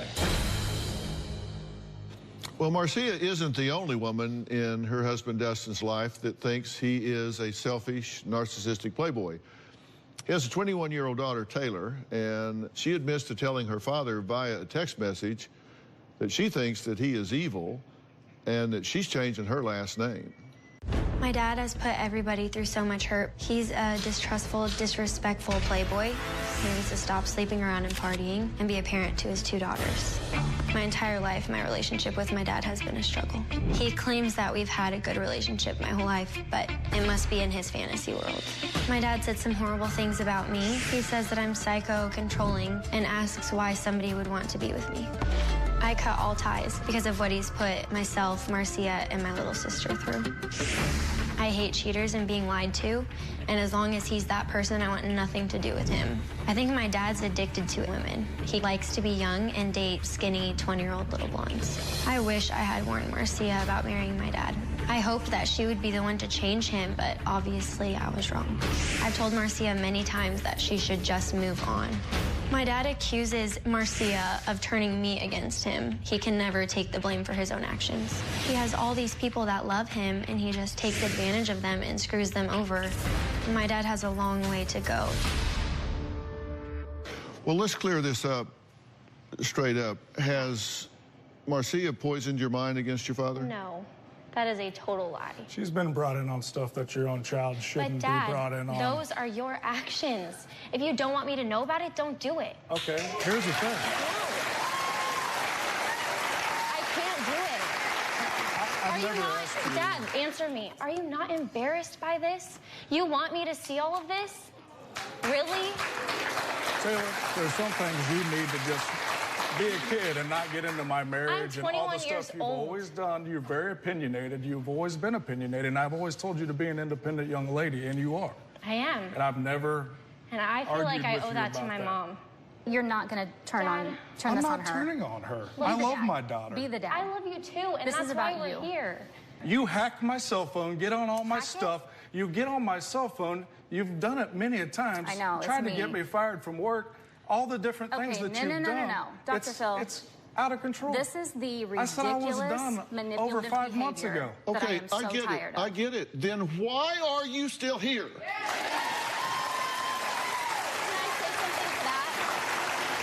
want to say something about that. Dr. Phil? That's what I'm telling you. Here's what I'm concerned about. I have no doubt that this man has some personality problems here. I have no doubt that he has some maturity problems, that he does have an inability to get into and sustain a healthy relationship with women. That's an issue that he and I can and should talk about. My question for you is why your self-worth, why your self-esteem is so compromised that you're not only willing to accept that, but pursue it, plead to be allowed to stay. That's what you're doing. You're saying, abuse me, abuse my trust, violate every tenet of our relationship, our agreement as a husband and a wife. Do that to me, not once, not twice, but over and over and over again. Throw it in my face, wave it in my face, but please let me stay. No. Can I say something about that, Dr. Phil? No. Okay.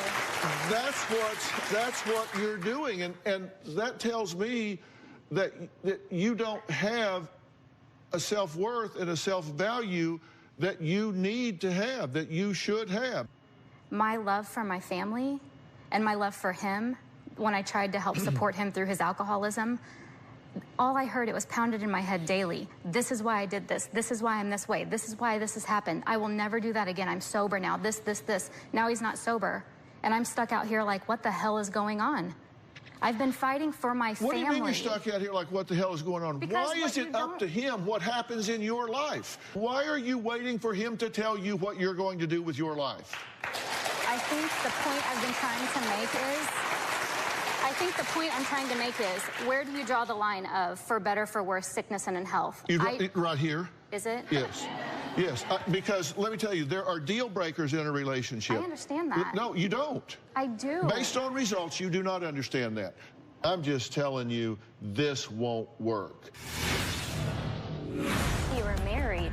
I understand that. You It slept doesn't with that matter. girl. So let's stop pretending like you were lonely. Like, you slept with that girl and her little buddy. Like, I saw the pictures.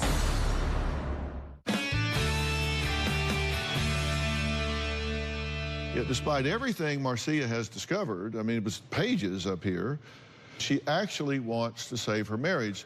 I know a lot about Dustin and his background, and I believe that he has within him the ability to lead his family. I believe he has the ability to be a good father for you. He would die for you. The question you should be asking is, will he live for you? And the answer to that is so far no. Because right now, he's trying to fill a cup that's got a hole in the bottom of it. Yeah. Let me just ask you a couple of common sense questions. What do you think about the nature, the character, and the quality of the girls on the other side of those transactions that are sending you that kind of picture? Obviously, I haven't done very well in the relationship game. It was just somebody to talk to. Like I said, I felt like I'd had a roommate for the 2 years. But either way, you were married. I understand that. It doesn't matter. So let's stop pretending like you were lonely. Like, you slept with that girl and her little buddy. Like, I saw the pictures. That's an assumption. Okay, That's but not what's an your, assumption. okay, Yeah, that is an okay, but hold on. But let me do, again, I want to get back to you. Whether that's true or not, see, to me, it doesn't matter whether that's true or not. If you believe that to be true, in what universe is that okay with you? I just found out. I just found that out last weekend. It's not okay at all. The time date, the stamped date on that email made me want to vomit because I know exactly where I was, exactly what we were doing the day that he received that email. Vomit walking. Yeah, walking away. Dr. Phil, I get what you're saying, but as of, like, just like he's sitting here putting on this front, like, I'm obsessed with him and I need to understand and get over it and move on to that. Just yesterday, he's telling me, I don't know. This is all so confusing. I just want to do what's best for my family. You're what is referred to as a yeah, but mindset. Sure. No matter what happens or what I say, your response is yeah, but. Yeah, but, you know, he's got a problem with drinking. Because you have an agenda that you feel a desperate need to hold on to. And what I'm trying to get through to you is you have turned your life over to him. He comes and says, okay, we're going to lease a house together to co-parent. That is sick. That's not what he said. That is psychopathic. I mean, the fact he's delivering you divorce papers and leasing a house with you at the same time? Lisa's in my name. I was just trying to figure out how to co-parent with our 2-year-old. But did you guys discuss living together in this house you're leasing? We did, yes. That's insane.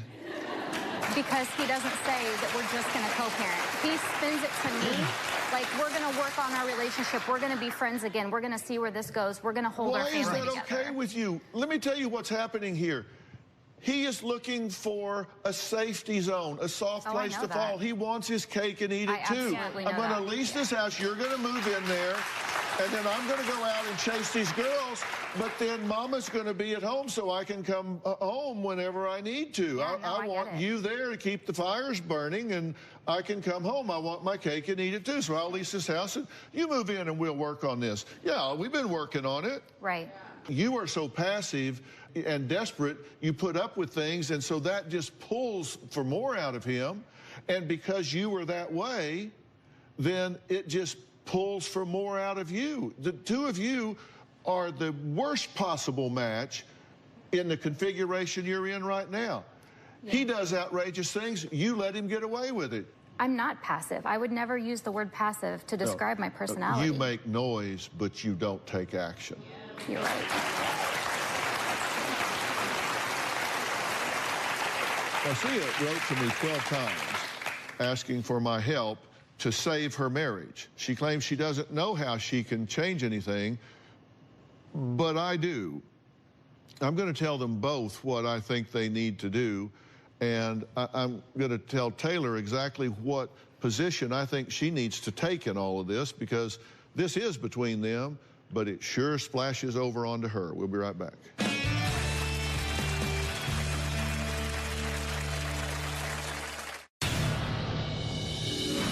I think Evelyn deserves to have 2 great parents. She's this sweet baby, and she's so innocent. Dustin should not have custody of Evelyn. I've told Marcia that Taylor and I would testify on her behalf against Dustin should he proceed with a custody battle. I feel like Dustin needs to stop worrying about the nightlife, the younger girls, his status, and focus more on raising his 2-year-old daughter. I would like for Marcia to be my roommate and co-parent Evelyn together, but nothing more than that. Well, Dustin has no desire to salvage his marriage to Marcia, correct? That is correct. Today. It'll change. That doesn't match what you were saying just the other day. My message is not landing. It is. No, it's not. And so let me try this again. So you're getting mixed messages. Of course, yeah. Okay, absolutely. It's very manipulative. It puts you in a position of saying, well, there's a glimmer of hope here, and I take marriage so seriously. Well, let me tell you what that looks like to me. It looks like to me that you have taken a seat on the bench and you're waiting for him to tell you what's going to happen in your life. You have to decide, you know what? I'm going to decide what happens in my life. I got a life to live. She can't wait. You deserve so much better. My thing is, I won't wait. I'm not doing it, and that's why we haven't had a relationship. I deserve better from you. You deserve better. I love you, and you're my dad, and I always will have a soft spot for you, and that sucks. Because I'm tired of being disappointed and embarrassed and seeing you treat women terribly. And you know, you're talking to 19-year-olds? That's disgusting, and I'm disgusted by that. The reason I came to this show was because you told me you'd never speak to me again if I didn't come to the show. And that is why I came to the show, because I knew exactly what this was going to be. It was going to be all against me, and I understand that. I haven't been a good husband, but it hurts to hear that I haven't been a good dad because you weren't around when all this was going on. First off, let me say to you, love your father. I do. You don't have to love everything he does to love him. And trust me, if anything is going to inspire him to do better, it's probably you. You need to be asking yourself, what am I looking for? What's it take to fill me up where I really feel fulfilled? Because you're looking for something. And I think you need to go through some real self-examination, and I'm willing to arrange that for you if you're willing to do it. Not marital therapy. I'm saying you need to have the opportunity to really examine yourself and find out what you need to do so you can look in the mirror and really be fulfilled and be proud of who you are. Absolutely. And if I make those arrangements, will you do it? I will do it. And I'll handpick somebody that gets it, somebody that understands. I will do that. That's, all right? Co-parenting and my daughters are very important to me. So. And those are the things that need to be focused on. You need to accept the fact that this situation is simply not going to be healthy. And you don't want yourself or this daughter growing up in this toxic relationship. You simply don't. I do not. Okay. I'm going to make arrangements for everybody here to have the help that they need to make the adjustments necessary going forward. And I'm going to put that in place immediately. Not like a month from now, but immediately. Okay? All right, fair enough. All right, coming up, a dynamic duo and two friends of mine who say they can help you look red carpet ready. We're going to meet Dr. Terry and Heather Dubrow next.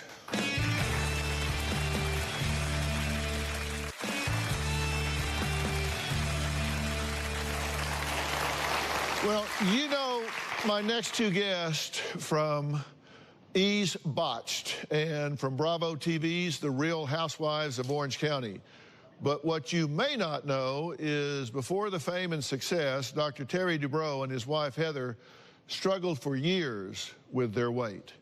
They say they've tried every fad diet book, and when none of them worked, they decided to write their own. Dr. Terry and Heather have joined us to share their exciting discoveries and details about their new book, The Dubrow Diet. Take a look.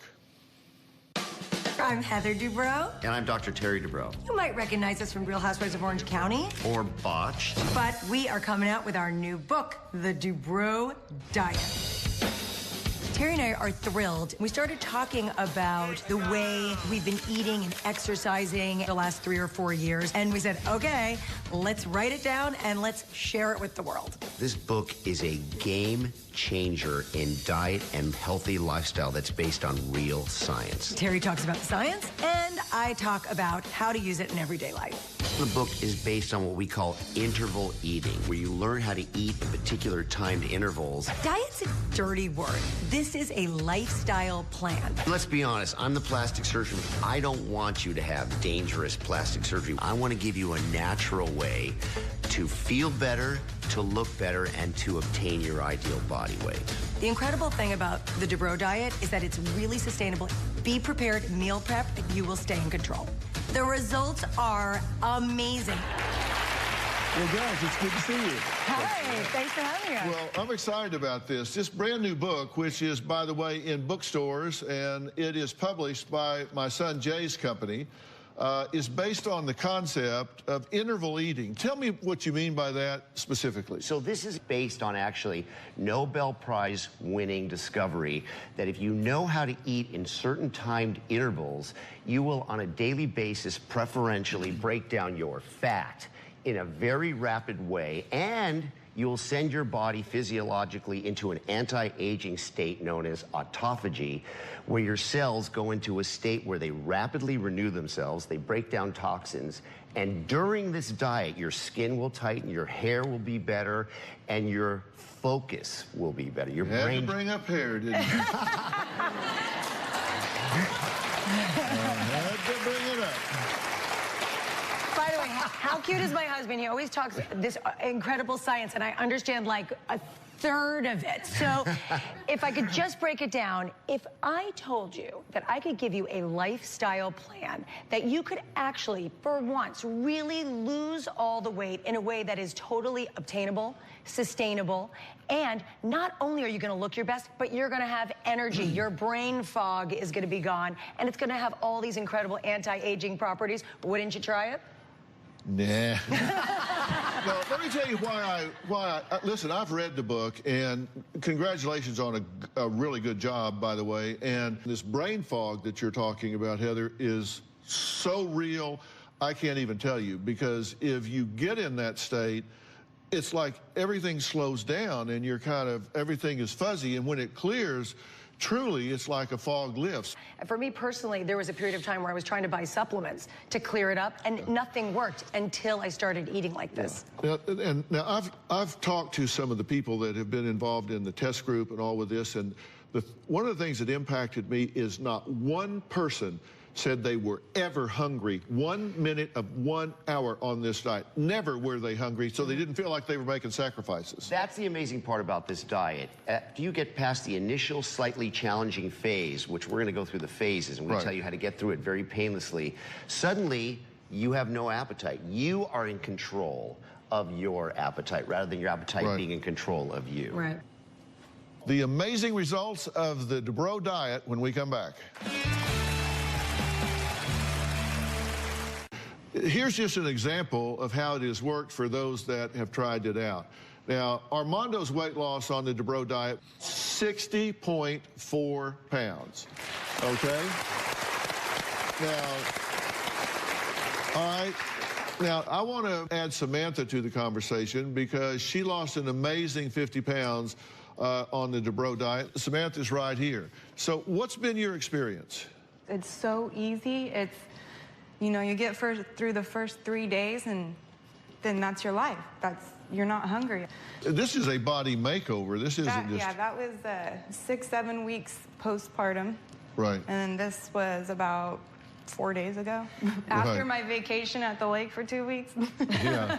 Let me ask you a question. So sometimes when you lose a lot of weight, and I know this as a plastic surgeon, it leaves your skin lax all over your body. This diet has a component to it where your skin can potentially actually tighten. I've had 2 kids, and my stomach is not saggy. Yeah. Yeah, that's pretty amazing. Now, there are 3 phases to this diet that you were talking about. Now, phase 1, red carpet ready. Talk about that. We call it red carpet ready because, you know, when we have a special event coming up, we need that little extra push right before to fit into that dress.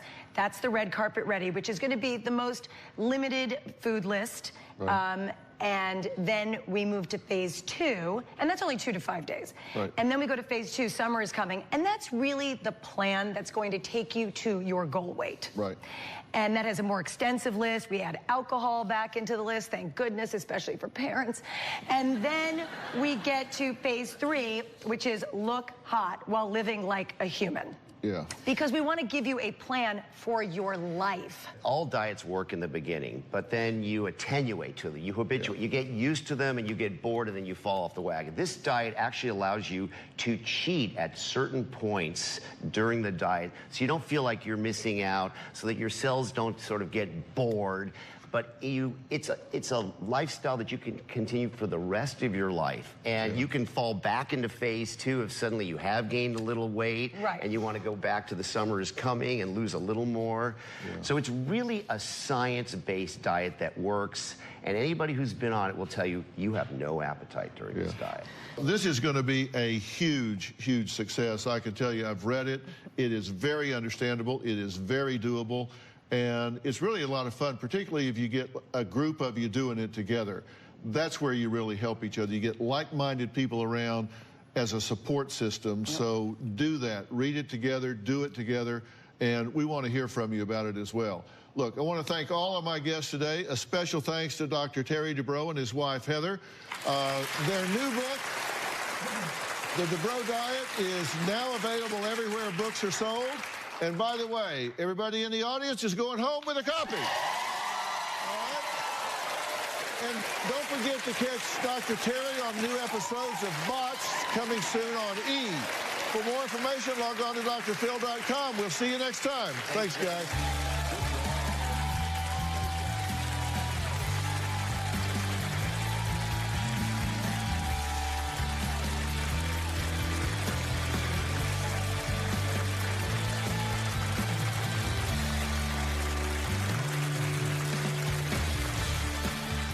Today on an all-new Dr. Phil, actor Gary Busey. No! Hey! Tour over! His struggle with addiction. You snorted your dog? Cocaine got all over her, so what do? You go snort the dog.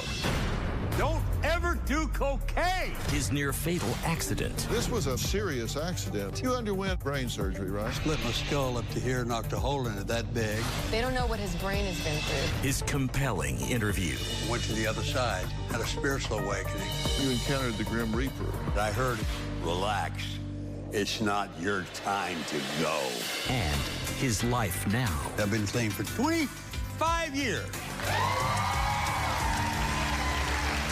Let's do it. Have a good show, everybody. Here we go. This is a safe place to talk about hard things. Stand by. We'll count you down. Today's going to be a changing day in your life. 5, 4. I am not giving up on you.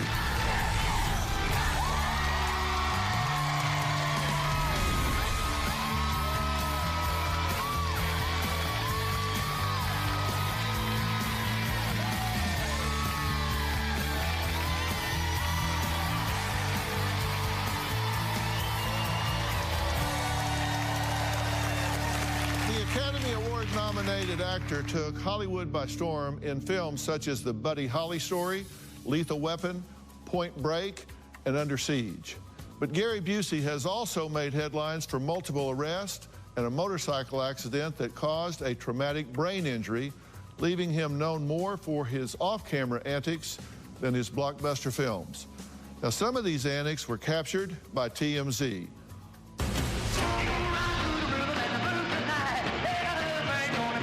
Busey's acting career dates back to 1971. He received an Oscar nomination for the 1978 film, The Buddy Holly Story. No performance Gary Busey has ever given is as heartfelt as the real-life drama he is living now. Actor Gary Busey is in critical condition after being thrown from his motorcycle in Culver City, California. Gary Busey is at Cedars-Sinai Hospital after brain surgery.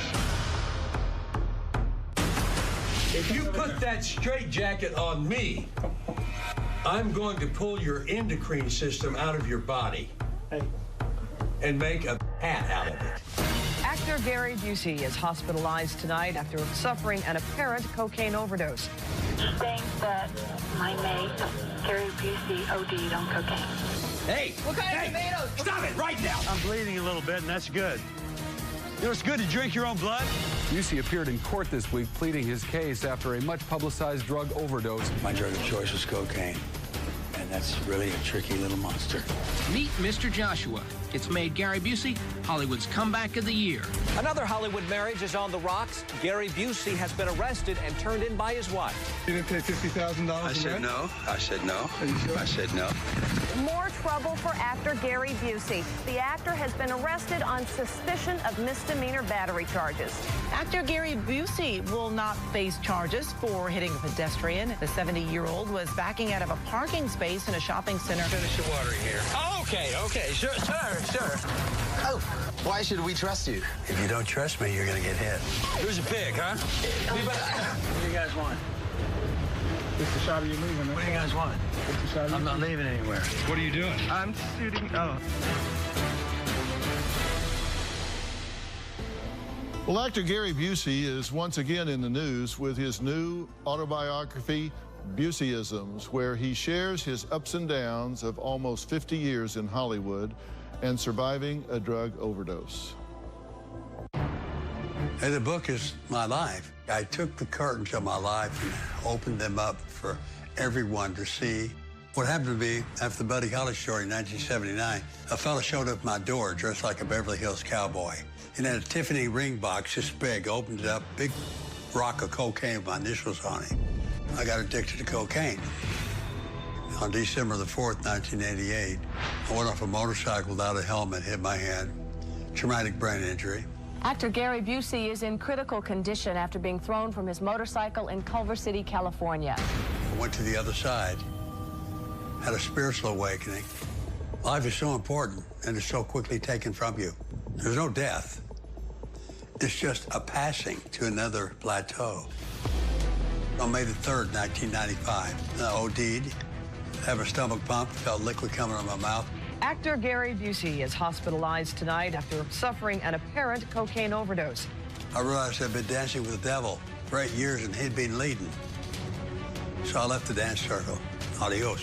I'm standing in front of Native American art that I'm part of because I'm Native American.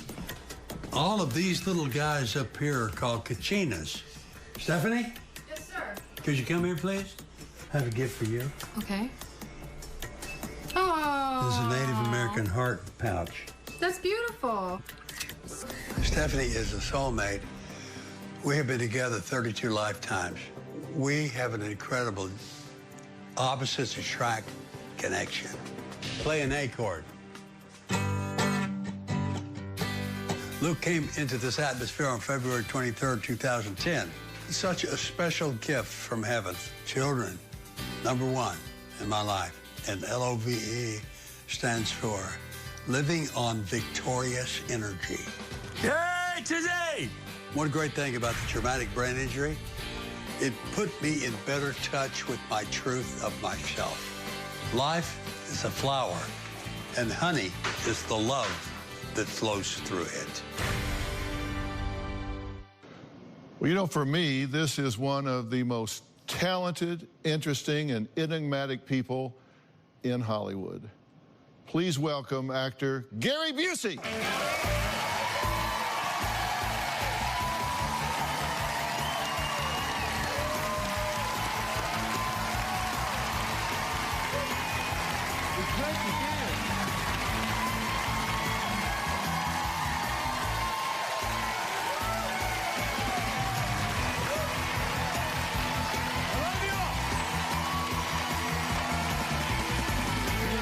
In the house, my friend. Sir, I do. And I'm a big fan of yours. Well, have a seat. This is Same great. here. This is great. Yeah. I have a personal signing Yeah? to a book especially for you. All right. Well, thank you. Thank you.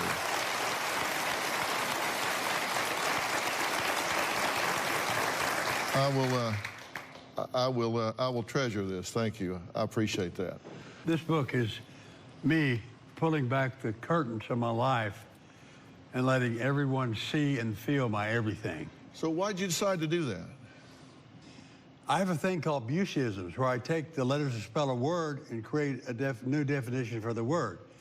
Like the Buseyism for the word nuts, N-U-T-S. That stands for never underestimate the spirit. So the Buses are a lifting word to your spirit, your mental, emotional, and physical bodies that you have in you. Yeah, you see, we filled the screen up with them here. Hey! Yeah. Yeah, that's true. They're all true. That's the good thing about it. It's all true. Yeah. And the word truth, that stands for taking real understanding to heart. I got to tell you, that's pretty good. That's well, pretty coming good. from you, bud. That's my truth speaking. Well, let me read a quote from your book here. This is in chapter 11, page 54. You say, after 29 years, it felt good to finally have Dad express interest in something I had to say. It felt like a father and son reborn. Dad finally accepted me. Yeah. That was when I went to California in 1966 with a rock and roll band from Oklahoma State University. And we played and made a deal with Epic Records. Got in the movies, got in the TV. Never planned on it, never wanted to do it, but I did it. Trained by a man named James Best, who taught me camera technique and film awareness. But I majored in theatrical arts, so I knew the classical theater. Okay. In my life, where the direction I took, my dad didn't grasp it. And he came out and met me when I was doing a TV series. And I remember Valerie Harper looked at my dad and mother and looked at my dad and said, now I know where Gary gets his good looks. That made my dad feel so good. That was so good to me. Yeah. He accepted me. He loved me. There's my dad and I. It was like the hardships in the front. That's okay. He was military. How did you prepare to play the role of Buddy Holly? Because that was a really iconic role. I didn't. There I am, playing Buddy. It was a baptism and a birth at the same time into the business of art, motion pictures, and the business of my truth. Because that was me not acting when I played Buddy Holly. Right. You said you did not feel surprised, scared, or overwhelmed when you were nominated for an Academy Award for Best Actor. Yeah, I just wasn't. I just had a feeling in my heart that no matter what happens with the awards, the Oscar is nothing, because my award was being chosen to play Buddy Holly. Right. Heartbeat, why do you skip when my baby touches me? That's Buddy. Yeah. And I got the part. You actually performed with Bruce Springsteen and the East Street Band, right? Yeah. The incredible amount of energy. When you're playing rock and roll music and it's Buddy Holly and I'm getting to do it, I'm all over the place. There's pictures in the book, picture of the book of me and Bruce singing together on a Buddy Holly song called Rave On. So you were all over the place the first night? Yeah, I'm all over the place pretty much in my life. Yeah. Got that. Kind of like this interview, right? We'll find out what happened that led actor Gary Busey snorting cocaine off of his dog after the break. We'll be right back.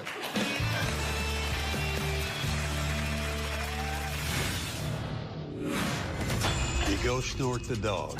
But you don't just get cocaine, you get little fleas and bugs. I had to ask. And later, you hypnotized Gary. Without him really knowing he was being hypnotized, I hypnotized him and I gave him a mantra to release, relax, and let go. That works, too. Tomorrow. Don't you turn the channel. A controversial issue. This wouldn't have happened if I wasn't black. That can't be ignored. This woman was falsely accused. Discrimination is not Please just simply... don't tell me what discrimination is. It's time. White privilege is a real thing. We are constantly blamed and shamed for being white. For straight talk. If we're gonna change this, you ladies, you white women, you gotta listen. That's tomorrow. Then, on Friday, she lost her parental rights. Your grandchildren were dropped off in the middle of the night with just a Post-it note. They need me to take care of them because you are not. That's Friday. Buseyisms have been coming through me. I don't make them up, they just come through me. I'm a messenger. NUTS. That stands for never underestimate the spirit. You have to do yoga, or go out on the balcony and fart or burp. You can do it in the presence of all of us because we're all on the same team. And the word team, T-E-A-M, stands for together, everyone. achieves more. We made a Busey as an average.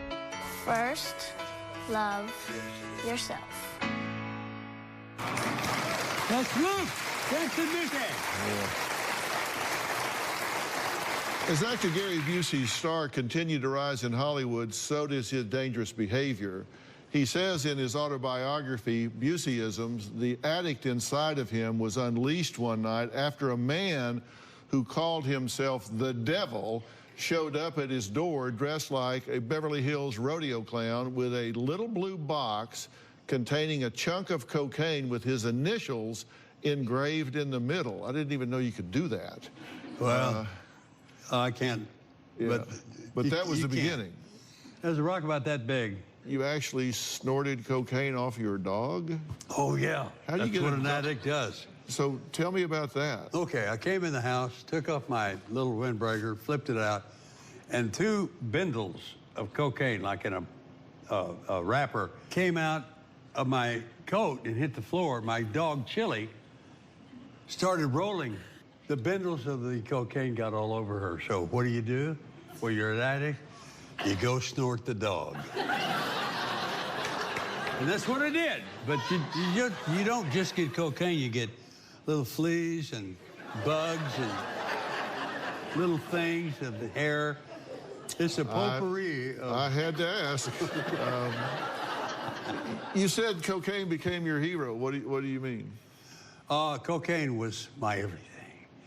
Cocaine was my family, my career, and everything in my life ran a distant second.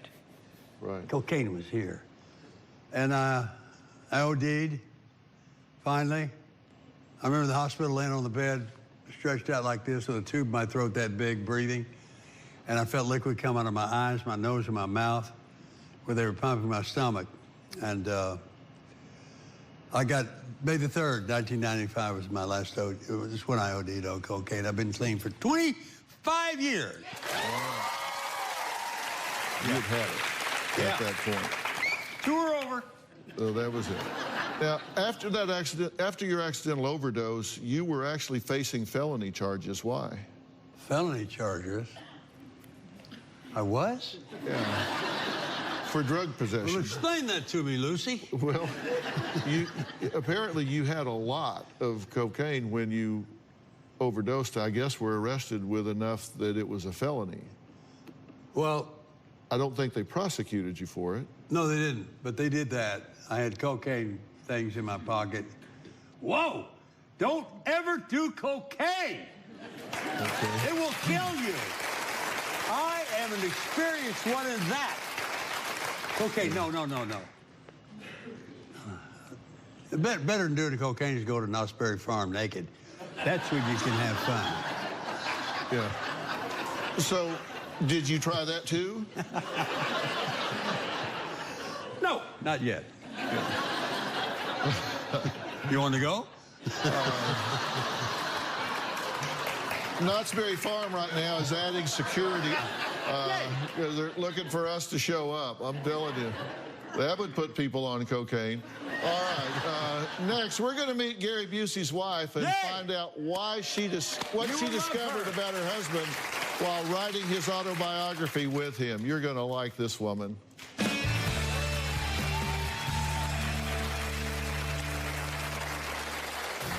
Gary is eccentric. I feel like everyone has misjudged him. And everyone has a preconceived idea of who Gary is. And they don't know what he's been through. They don't know what his brain has been through. I'm honestly sick of it. And later, I ran around the corner going 40 miles an hour without a helmet. Split my skull up to here, knocked a hole in it that big. And doctors gave you like a 2% chance of survival. Coming up next Thursday, it's Dr. Phil's Scam Week.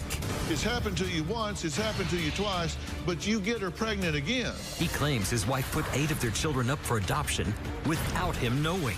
She's having babies and putting them on the market, and you didn't figure that out. Now, You took my innocence? You took my trust from men?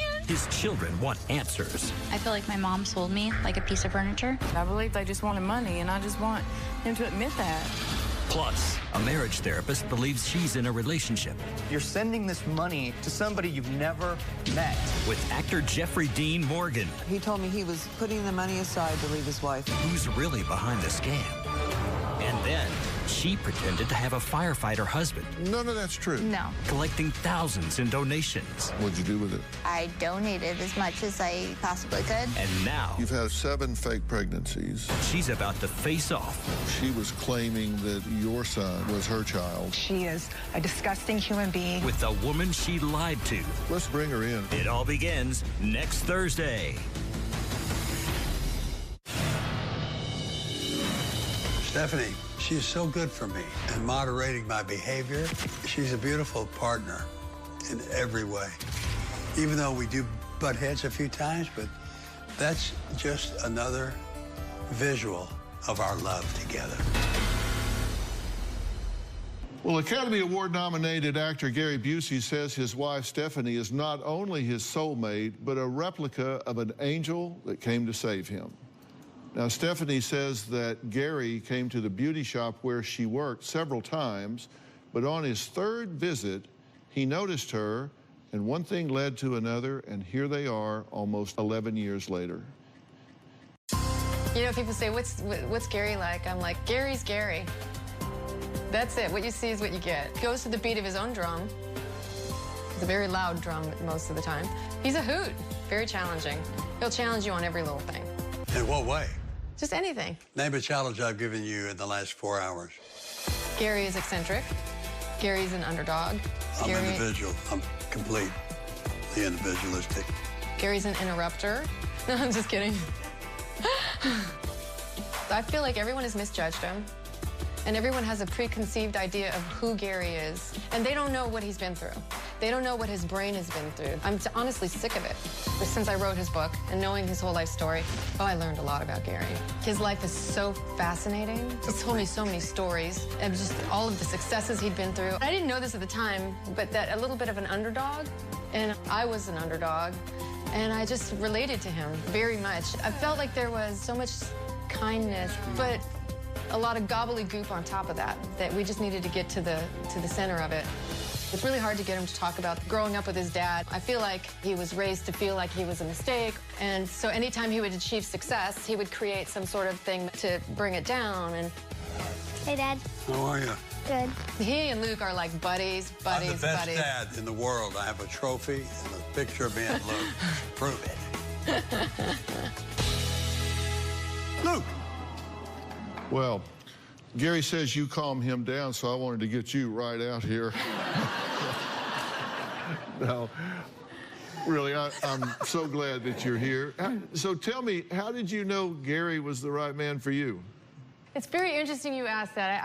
We became friends at first. And one day I was rollerblading and I was thinking about how my age and how I wanted to have a family, and because I was like 39, and I thought, well, he probably doesn't want to have a family. And I came back from rollerblading that day, and I told him what I wanted, and he was like, no hesitation, let's have a kid. You're a very gentle spirit with Luke. Yes, I am. And he's obviously very loved and a very delightful young man. Oh, congratulations to both of you on having such a wonderful son. Thank you. So you hypnotized Gary. One time, though, when we were in a small confined space, he was having a little bit of anxiety about a lamp that made him think about being in the hospital with his brain surgery. So without him really knowing he was being hypnotized, I hypnotized him and I gave him a mantra to release, relax, and let go. And that's been his mantra ever since. Right. That works, too. So what did you discover about him when you were writing the book with him? He had so many great behind-the-scenes stories of his movies, like the fact he didn't have the part in Lethal Weapon. It was already cast. He had come up with the idea himself to kill the captain in Dragon Under Siege. Yeah. He had all these great creative ideas, and I wanted to get those stories in, but then I also wanted it to be very deep, and I wanted people to know, because he'd been telling me all the time about the abuse he had from his father, physical, mental, emotional, and I wanted to get those stories in, and that was very difficult for him because he didn't want to, he felt like he was letting his dad down by really not always saying, I love him, I love him, I love him, and I wanted him to just go deep, and at first it was... how much my dad did love me. Yes, he did love you. Dad raised us like we were in the Navy. Up, toop, dip. I went to bed every night at 8:30 till I was graduated from high school. Was that regimented? Yeah, and I had a trundle bed where there's a bed about this high, and then under the bed you pulled out from my little brother. Right. Well, I ran down the hall and, airborne, bam, hit the trundle bed goes, boom. So my dad said, you'll sleep in that for 2 weeks. So I slept there like a half upright mummy. It was okay. I've survived. Actor Gary Busey says after his near-fatal motorcycle accident, he had an apparition of the Grim Reaper. We're going to find out what he says this Grim Reaper had to say to him when we come back. Yay! There's an apparition about this high, the big hood, and the voice that came out of him was, relax, it's not your time to go.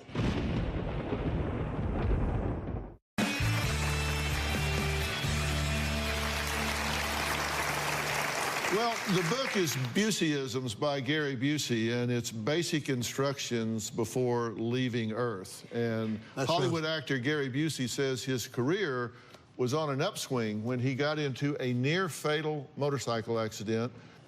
This was a serious accident, right? Well, yeah. Most accidents are. I ran around the corner going 40 miles an hour without a helmet, and fishtailed the bike, threw me up and over, hit the curb at Washington Robertson, split my skull up to here, knocked a hole in it that big. The guy at Bartell's motorcycle shop ran over, took my gloves off, stuffed them in the crack in my head, and then paramedics came. They were only 1 block away, and I landed at the feet of a police officer scouting the route of the marathon race Monday, the next day.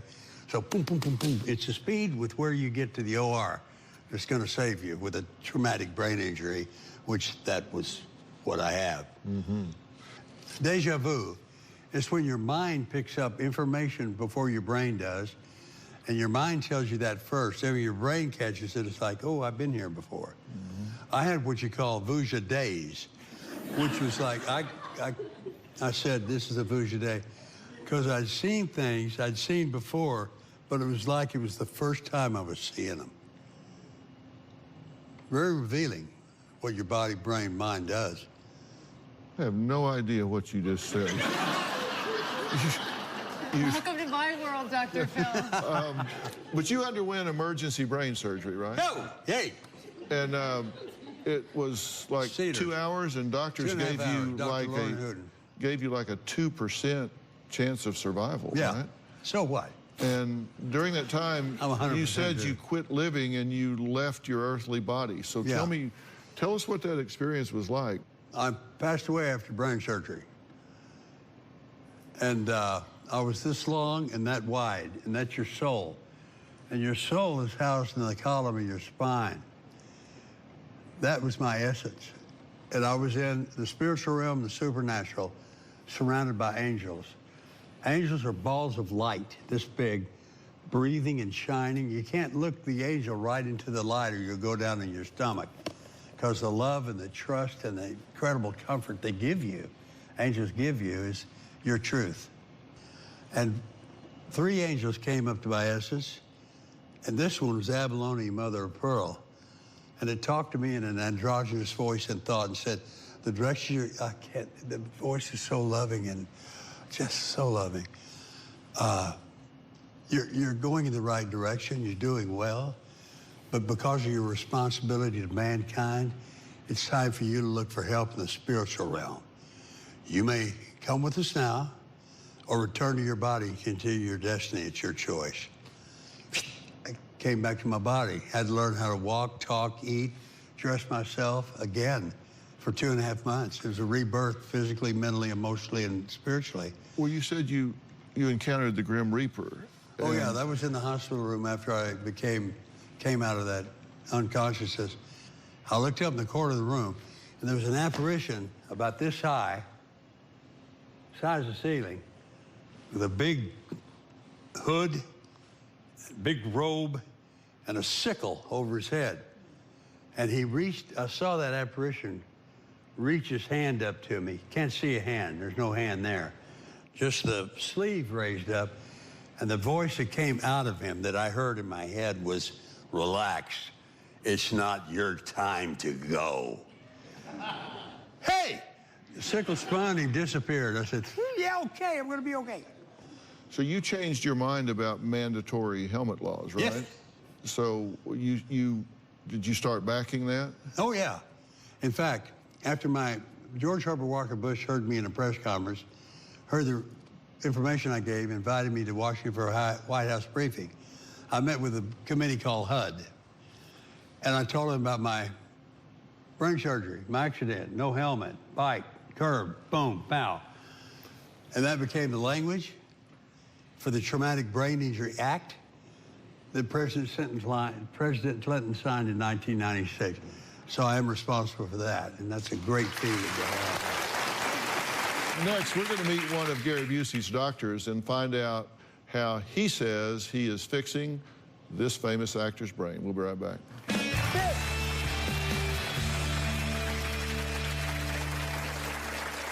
It's miraculous. He's doing as well as he's doing. Here's a healthy scan, Gary's scan. There's a big difference. What's going on in his brain?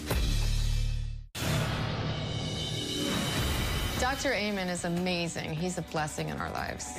Dr. Amen did this thing on his computer that tells us what part of the brain he can recover, and a lot of it can recover. And already, we've only been working with him for a short while, there's been a lot of improvement. I hadn't seen him pick up his guitar in like 8 years. He's constantly writing again. He's playing music, like a door is open for him. I've been a lot more attentive.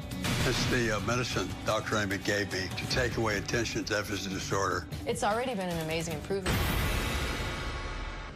Well, Stephanie says her husband, actor Gary Busey, thought he was going through life perfectly and believed nothing was wrong with his brain after his near-fatal motorcycle accident. But Dr. Daniel Amen says Gary's left frontal lobe, where cognitive skills like impulse control happen, was literally destroyed. Take a look. I've been working with Gary for a little over 5 months. When he first came to see us, I felt so sad for him. His memory, his judgment, his impulse control were just not good. He was really cognitively impaired. When things don't go quite right, he can be irritable. Boom, can have this flash of temper. Why? What's going on in his brain? If you read Gary's book, he clearly had ADHD as a child. In college, he played center. Offensive linemen have more head trauma. As an actor, he had some issues with drug abuse. Drugs, they damage your brain. He had a tumor in his sinuses. He had his sinuses, your brain's right behind it, radiated.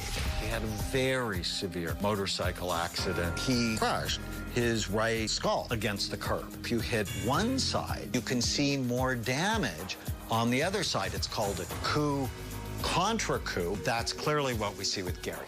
Your brain is very soft, about the consistency of soft butter, and it's housed in a really hard skull. When you have a traumatic brain injury, your soft brain goes up against the ridges in the skull and causes damage, which can then damage your life. These are SPECT scans. Here's a healthy scan, which shows full, even, symmetrical activity.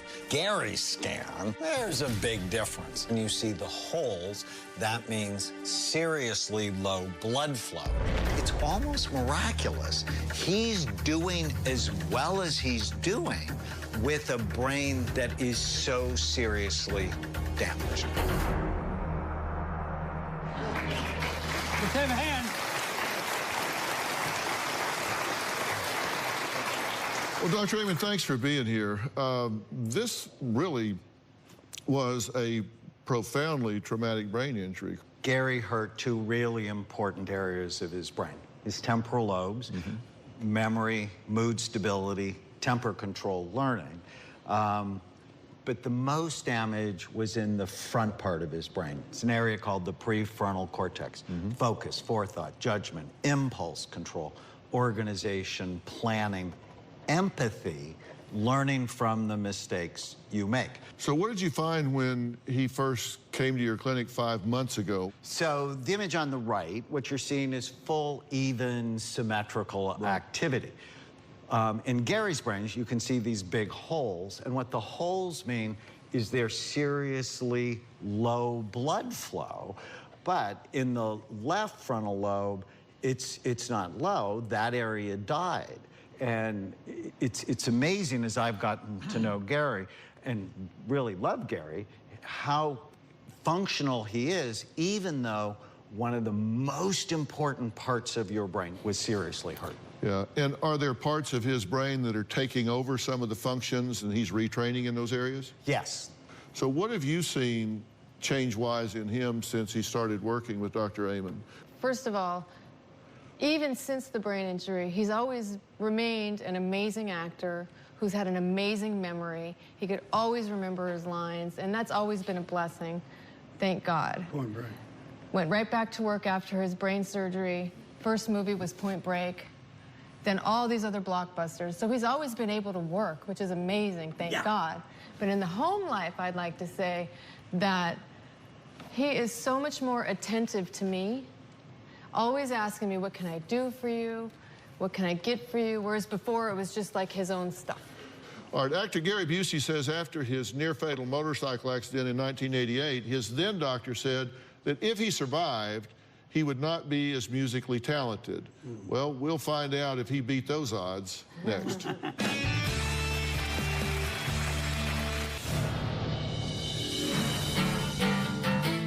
What do you love about music? What makes you feel? What makes you feel emotionally, physically, mentally, spiritually? The way it makes you feel with others, the way it makes you feel with yourself, the way it makes you feel with your children. That is the powerful energy I have in my brain for doing what I do, which is performing, art, music. Because your spirit will reveal to you what your truth is deep inside of you when you write and play music. Academy Award nominee Gary Busey has played with such greats as Bruce Springsteen and the E Street Band. Leon Russell. Leon Russell. After his tragic motorcycle accident where he suffered a traumatic brain injury, his doctor said he would not be as musically talented. But his wife Stephanie says she has seen a huge change in Gary since he started seeing Dr. Daniel Amen, and Gary has started working on his music again. Yeah, I'm working on the music with my godson, who's Teddy Jack Bridges, the son of Leon Russell, who I played drums with and toured with.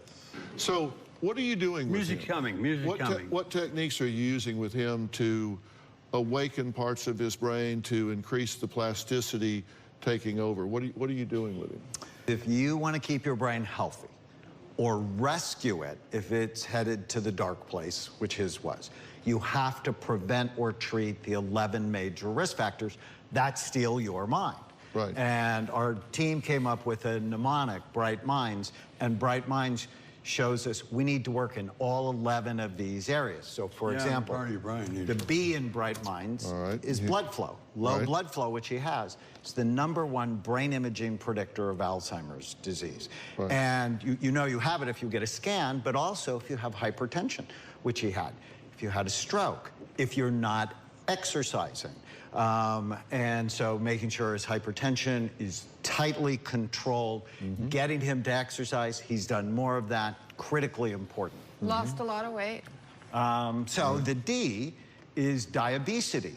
When your blood sugar's high and you're overweight, I published 2 studies that show as your weight goes up, the size and function of your brain goes down, which should scare the fat off anyone. Yeah.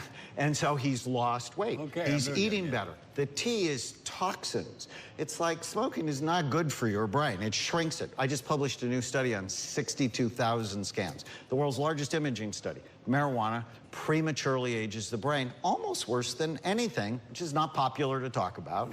And so it's like, here are the things to do, new learning. Music is part of that. There's a whole list of supplements that helps. And the M part is really important for him. It's mental health challenges. He had ADD from the time he was a child. The stories in the book are hysterical. His mother took the playpen and flipped it over just trying to keep him in, right? So classically. Didn't work. And then I'm like, well, I also have to treat his ADD because if I don't, he won't follow through on the other things. There won't be compliance. And you talk about a lot of these things in your book, Feel Better Fast and Make It Last. So, guys, there are 2 books here that I promise you will change your life. We're going to be right back, and we're going to find out if actor Gary Busey will ever become 100% better after his traumatic brain injury. We'll be right back.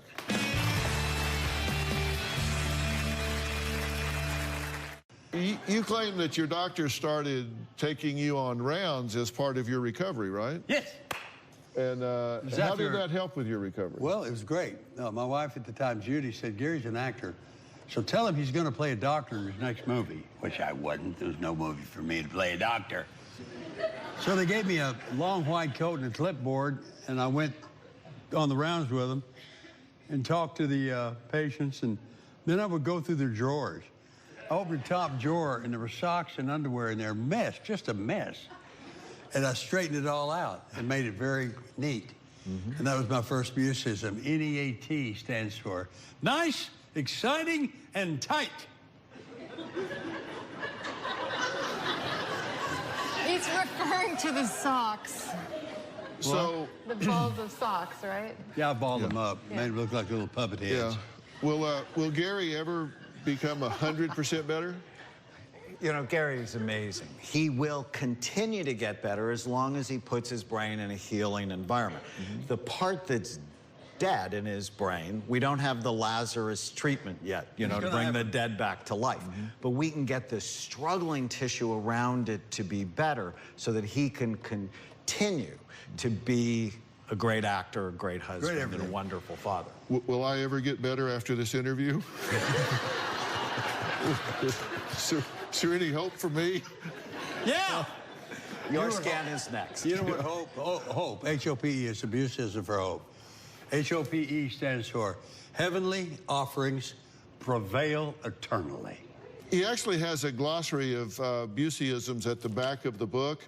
And I have to tell you, these are surprisingly thoughtful and profound. You have put your heart and soul into this book, and I really commend you for doing it. Yeah. I'm really proud of this book.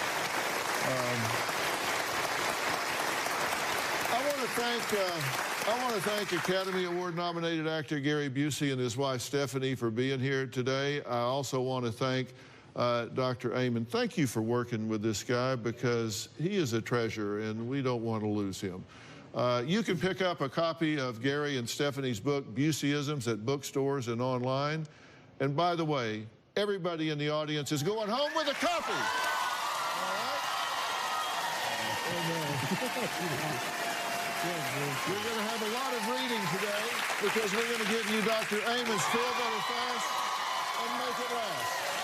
We'll see you next time. Doctor, thank you so much. Gary, thank you so much, man. We'll see you after.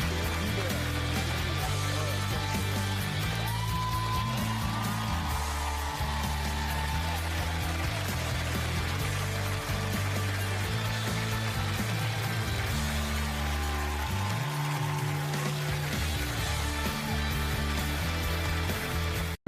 Today on Dr. Phil.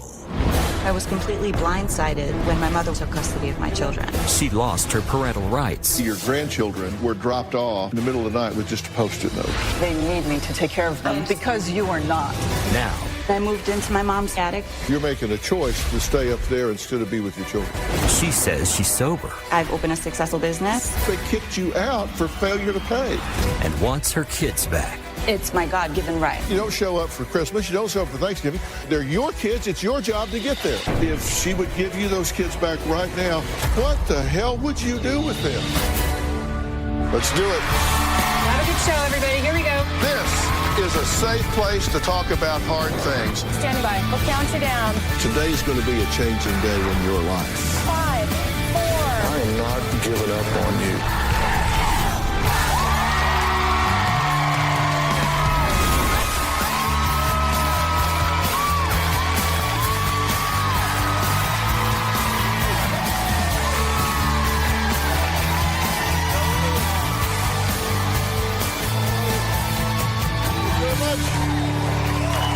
Well, Leanne admits that in the past she hadn't been the best mom, but says that was no reason for her mother to go behind her back and steal her children from her. Leanne says she is doing everything in her power to show Deborah that she's changed, including closing her successful hair salon and moving into her mother's attic just to be closer to her children. I've made mistakes in the past, but I was completely blindsided when my mother went behind my back and took custody of my children. I've completely turned my life around. I've maintained sobriety for the past 3 years. I've opened a successful business, but my mom gives me no credit, no respect. My mom stands between me and my children, using her own power to withhold them from me. She has given me stay-away orders and made it difficult to have contact with my children. To be closer to my children and to be part of their everyday lives. I made the choice to close the doors to the salon, and I moved into my mom's home. I stay upstairs in the attic. I'm living here, but it's restricted to really just the bathroom and the kitchen. It has become a prison. The second that I step out of the attic, she will instigate a fight. She's just throwing daggers at me. What kind of mother hangs out in the attic all day? You know, who does that? Even though I'm in the house now, she still feels it necessary to monitor every single move I make. I can't take the kids anywhere. She has put blocks on my children's phone to interrupt our interactions. I'm not allowed to pick them up from school. I'm blocked from the pickup list. This is my daughter's room. I am really not allowed to have intimate time with my daughter. It's always supervised. If I was able to parent the children, I am absolutely confident that I would do a better job. I need to have my God-given rights restored to me as a parent. I want the respect that I deserve. Well, there's two sides to this, as you might guess. Deborah says that Leanne, she really hasn't changed one bit. In fact, Deborah claims Leanne didn't close down successful businesses, that she, in fact, was evicted from all 3 of her successful hair salons for not paying rent, and most recently was removed from her salon by the police, had her car confiscated, held as collateral, and became homeless and started living in a U-Haul. But that's not the only reason Leanne lost custody of her children. According to Deborah, the final straw was when 2 complete strangers dropped her grandchildren off in the middle of the night with nothing but a Post-it note with Deborah's address on it. Leanne has said she spent the last few years bettering herself. In fact, all she has done is just go totally backwards. She'll tell anybody and everyone how her children are everything to her, where they are the bottom of the totem pole. She's just never home, never with the kids, never does anything motherly. It may be midnight. If she comes home at all, days go by, we don't hear from her. And all of this is dating back years. To better. Nope. Dating back years. This is none of this is today. information She just has no natural instinct to be a mother. When it comes to being a parent, it is me and their grandfather. Leanne has missed so much of their lives. Holidays, Thanksgiving, Christmas. Happy birthday to you. Leanne didn't even show up for her own birthday party. It's pathetic. At this point, her kids don't even ask anymore. I have been in the home. I choose to be here. You have been in the attic. I have other places. If you weren't in the attic, you were in the tent. Leanne is now living in my attic, but rather than come downstairs, play games, or take the kids outside, she'll spend the day up in the attic. Leanne will say that she sacrificed her lucrative business to be with her children. That is just totally absurd. Leanne and her business partner lost 3 salons because they couldn't pay the rent. They were living in the 3rd salon. The sheriff showed up at their door to physically remove them. They were shocked. She came home because she had no place else to go. I firmly believe that if she hit the lottery tomorrow, we'd never see her again. She's saying that you're in the house, but you don't even come down and spend time with the children? I am in the house, and it's a decision that I made to go back to the house to be able to be with them. You're making a choice to stay up there instead of be with your children. No, I come downstairs. I help to do bathing and showers. Well, that's not what you told me. You actually said that you choose not to come down because it is awkward, because she's hovering over you and judging everything you do, and that creates tension, so you'd just rather not do it. That's what you said. It does pose that as a way in which, you know, when I do come down to be with the kids, there's always hovering and interrupting of my time with them. Well, I'm trying to find out who's telling me the straight up truth here so I can figure out how I can help. Right. Did you close 3 lucrative businesses here, or were you in fact evicted for failing to pay the rent and put out by the police? I could understand how that would look, and that would be interpreted from an outside perspective. Here's your statement. I left the first location because the lease was up. Well, the evidence is the landlord gave you 5-day notice. You are hereby notified that there is now due to the undersigned landlord the sum of $1,000 unless payments made. Your lease of said premises will be terminated. That was the first place. Then your statement, you moved from the second location because we expanded. That was the second location. Right. But the evidence is the studio license termination agreement. Your license agreement has been terminated for failure to pay license fee.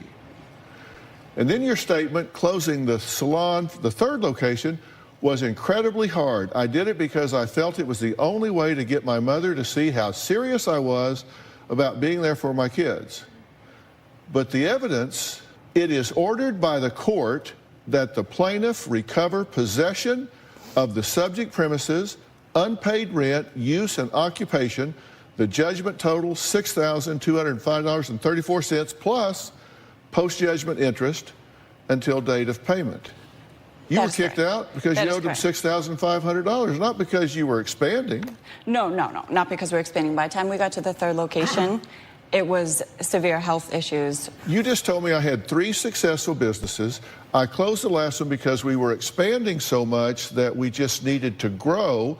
No. When in fact, they hauled you to court because you owed them $6,500 and they kept your car as collateral. That was the third location. The first. Correct. The first successful business, I said we were there for a year until the end of our lease agreement. Didn't you just tell me you closed the third one? It was a sacrifice to be with your children. It was, and we weren't able to. You didn't close it. They closed it for you because you owed them money. There was no sacrifice. They kicked you out for failure to pay. Mm-hmm. And kept your car, and you moved to a U-Haul. Mm-hmm. True? True. Then why are you sitting here telling me I sacrificed this flourishing business to be with my children? I know it appears that way based off the evidence. And that's the truth. That's the truth. I mean, it's, you know, unfortunately, it's not funny. It's a life or death thing. And it got to a point where by the time we did make it to our third location, we thought based off the income that we were generating that we'd be able to uphold that rent. And we weren't able to do it. And we decided. I get that. Listen, business is, it's tough. It is. I don't fault you for that. Mm-hmm. I applaud you for trying to do that. Thank you. My problem is, why are you sitting here telling me A when it's B? That causes me to call into question everything else you have to say. I understand why you would think that. And yes, we were kicked out of the third location. But at the end of the day, the kids were more important to me. And so I just, you know, I've got to do whatever I can do to fix it and to prove that I am emotionally available to be there for my children. We're going to take a break here, but I want you to tell me about the day your grandchildren were dropped off in the middle of the night with just a Post-it note. I really want to hear about that. So Leanne isn't alone up in the attic. Deborah says Leanne's, quote, psychotic girlfriend is living up there too. Before moving in, this business partner pitched a tent behind Deborah's house just to be near Leanne. We're going to talk about that, and we're going to find out about these children being dropped off in the middle of the night with a Post-it note. We'll be right back.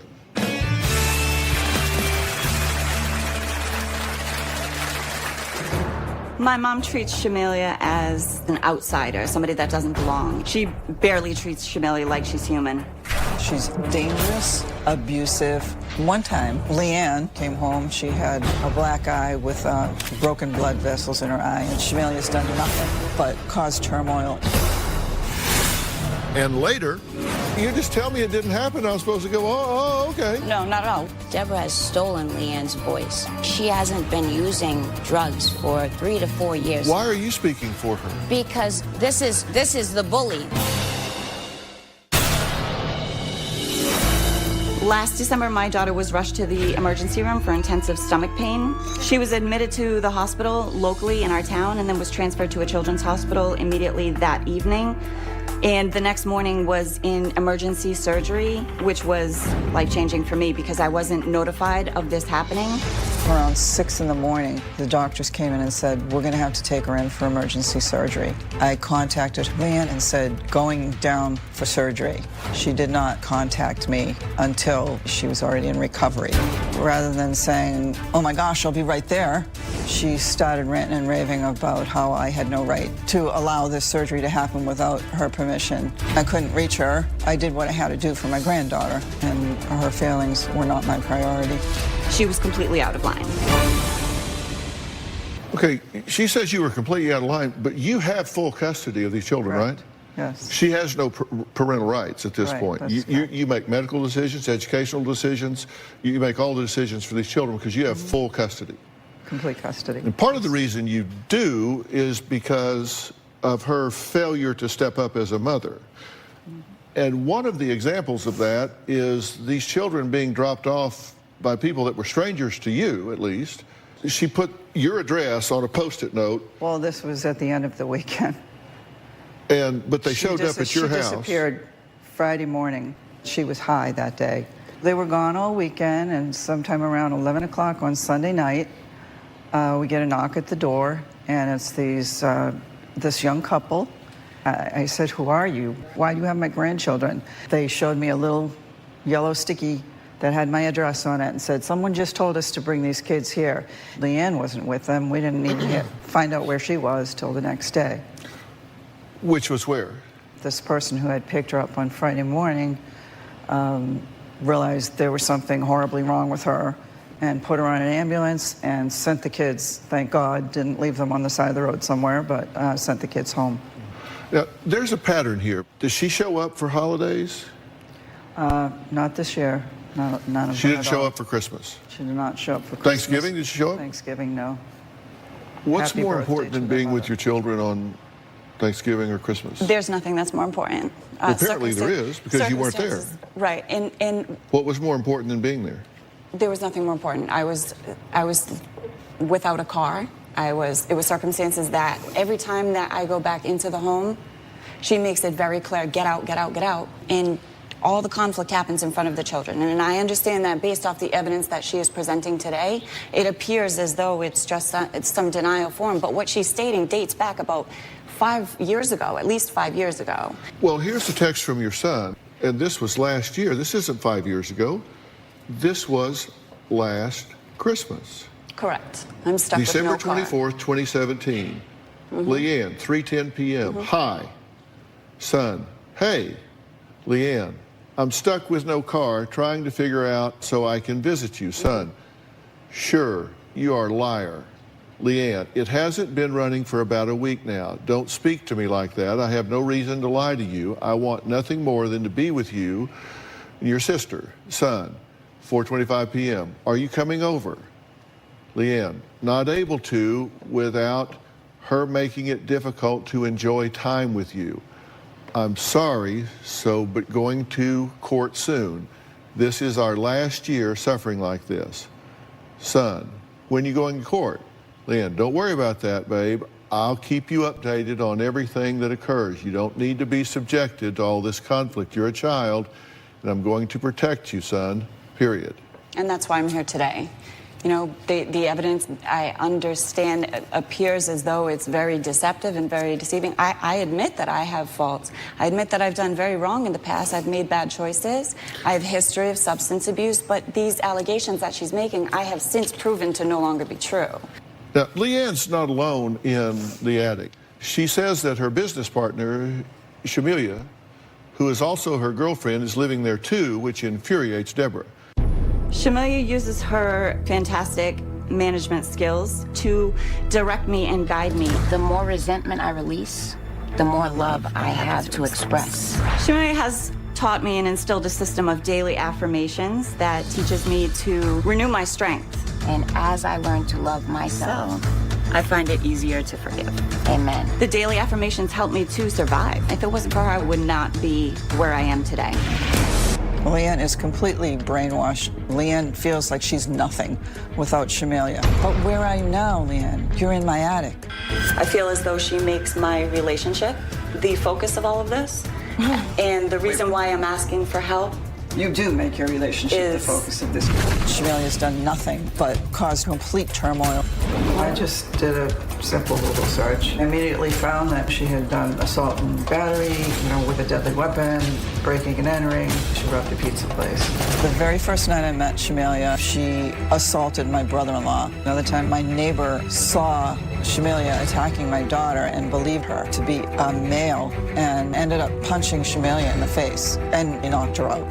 One time, Leanne came home. She had a black eye with broken blood vessels in her eye, and each time Leanne will make an excuse for her. When they did get evicted from the third salon, Shamilia, she ended up pitching a tent beside my house. This is actually the tent that I lived in for about a month. It's within sight of Leanne's mom's house. It's brutally hot outside. I said, Leanne, she can come in and take a shower. And that was about 5 weeks ago. And she's still in my attic. I want her out of my daughter's life, but most importantly, I want her out of the children's life. Well, I want it to be over. Well, Shamilia is here. She claims to be Leanne's protector and says she is sick and tired of watching Leanne being disrespected by Deborah. Well, we're going to meet her after the break.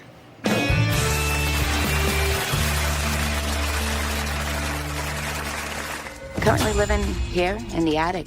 Deborah made it very clear that she does not want me here. Deborah is convinced that I'm brainwashing Leanne. Deborah treats Leanne as if she is a 2-year-old.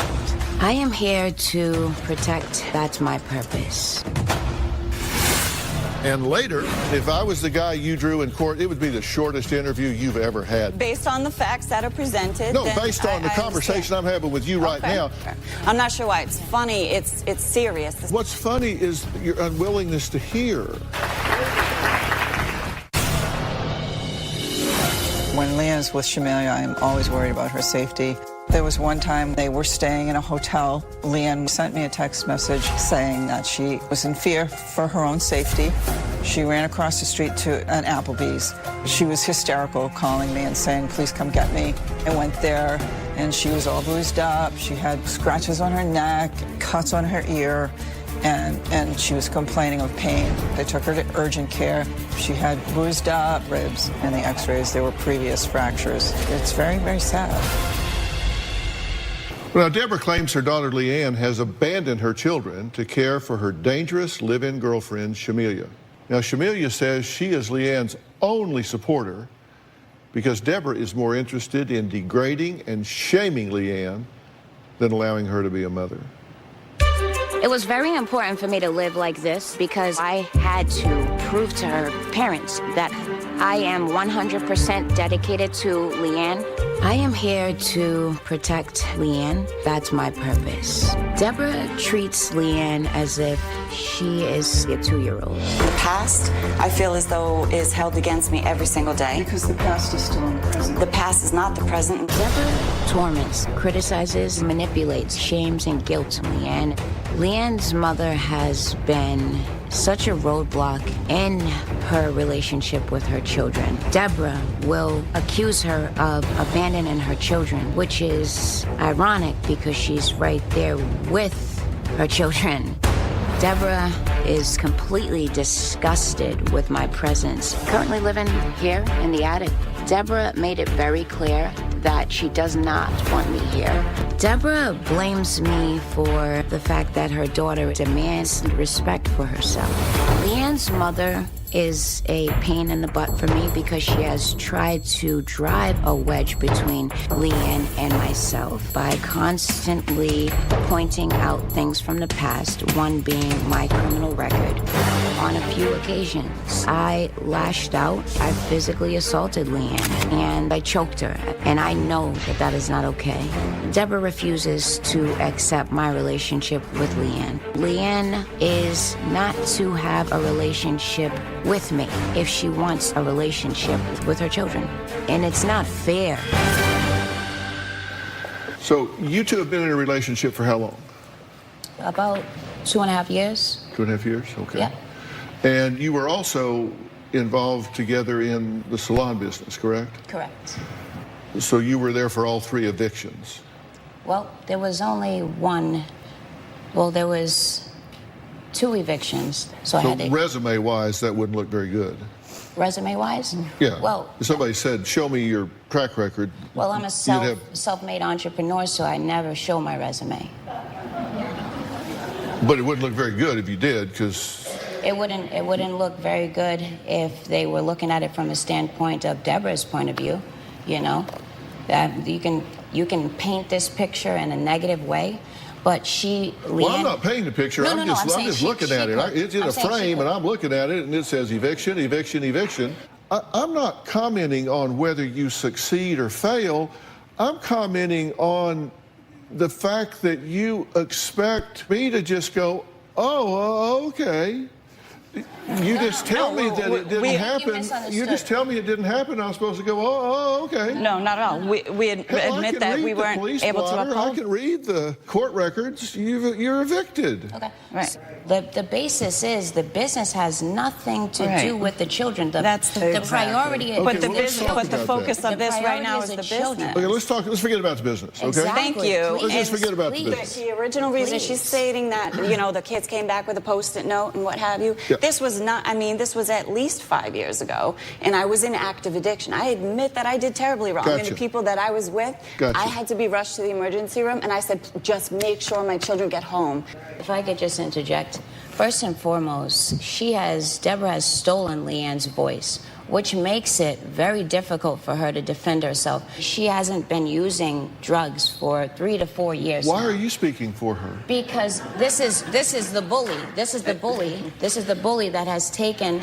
And the point of the matter is that at the end of the day, every time Leanne steps into her children's lives, she pushes her out.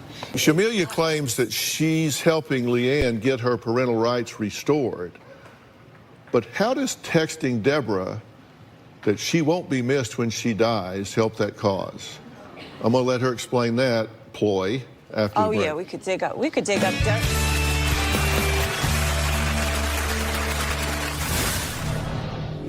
You've already admitted that you cannot take care of these children, that it's not something... We have record. I should have the children back in my life because it's my God-given right.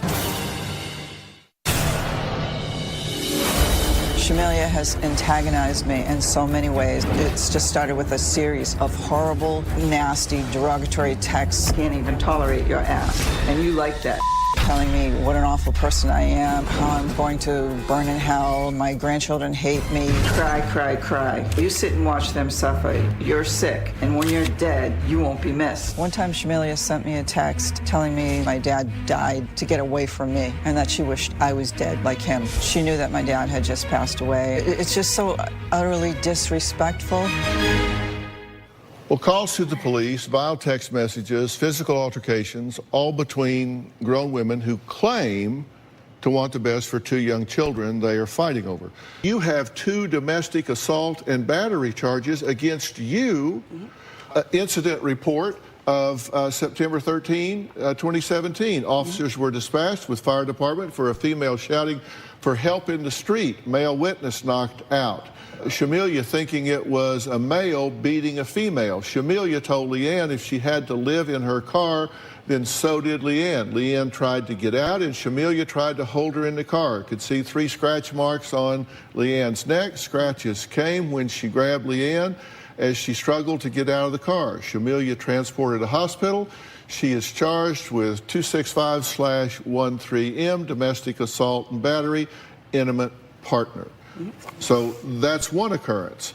Okay, then assault and battery, family, household member arrest. This is October of 17. Reported witness stated she saw Shamelia yelling at Leanne, observed Shamelia throw black binder at Leanne, became agitated, grabbed Leanne around her throat with one hand and quickly released. Shamelia placed under arrest for assault and battery, placed in handcuffs, double locked, transported to police department. So you're saying that she should return these children to Leanne, to a couple, not to a couple, but to Leanne. I'm saying that she You tell me you're going to leave when the children come? I'm willing. I am beyond willing. The only thing is first and foremost, I just want to address the charges on me. Those charges were before I had an incident with my medical. Well, you have a prior history to that. I mean, my prior history was at 16. Police didn't start with just this. That was at 16. I'm now 30. Okay, the assault and battery that she looked up prior to even meeting me. Well, no, not when you were 16. When I was 16. This is in 2011. Oh, that was selling drugs. That has nothing to do. That has nothing to do with physical abuse. What? That has nothing to do with physical abuse. I mean, all jokes aside, people can turn their life around. You were arrested for intimidating a witness. And I used to use drugs, but today things are completely different. Haven't you contacted your mother and said, I'm scared to death of this woman? I have in the past, yes, absolutely. I am not denying that. And I was reacting to the fact that she would be completely stuck mentally, and I didn't realize the reason why she wasn't responding to my issues of being neglected was because her mother was constantly critical of her every time she stepped in the house. Listen, okay, to clarify, we have a history of abuse. And, you know, going back to her history, she has suffered abuse too. But that wasn't the point. You meant what you said when you were writing your mother. In the moment, you meant In the moment, there were times that I did feel as though I wasn't safe. At the end of the day, we've had emails and texts, and you've already admitted that you cannot take care of these children. That it's not something we have. You we have record of that. We sent all the information to Dr. Phil. Why should you have these children back in your life? I should have the children back in my life because I have, first of all, because it's my God-given right. My children are of my highest priority. And now she's talking about the main subject matter that she said, the first opportunity we get to speak with you to get help. She wants to talk about something that happened when I was in active addiction. Were you addicted at Thanksgiving or Christmas? Not at all. But you didn't show up. I didn't show up. I didn't show up. There was no offer for a ride either. It was a snowstorm. I wasn't able to come there, and I said it was absolutely killing me that I couldn't be with them. If you know anything about me at all, you know I'm about reunifying families, not fracturing families. And Robin and I were just on Capitol Hill. We were invited to come and speak before a bipartisan committee in Congress about diverting money from the foster care program and spending that money to keep mothers and their children together when mothers are addicted and going into treatment. Amazing. So they can stay with their mothers during treatment rather than separating them. And Robin, you feel very passionately about keeping mothers and children together when they're fighting particularly opioid addiction, correct? I think it's a huge incentive for both the children and the mother and the entire family unit that they stay together and get help and see the mother succeed. And there's great evidence that it works. Right. But that is not what has happened, and there is a formula for this working, and you may not like the answers, but I'm going to tell you what the reality is when we come back. Right.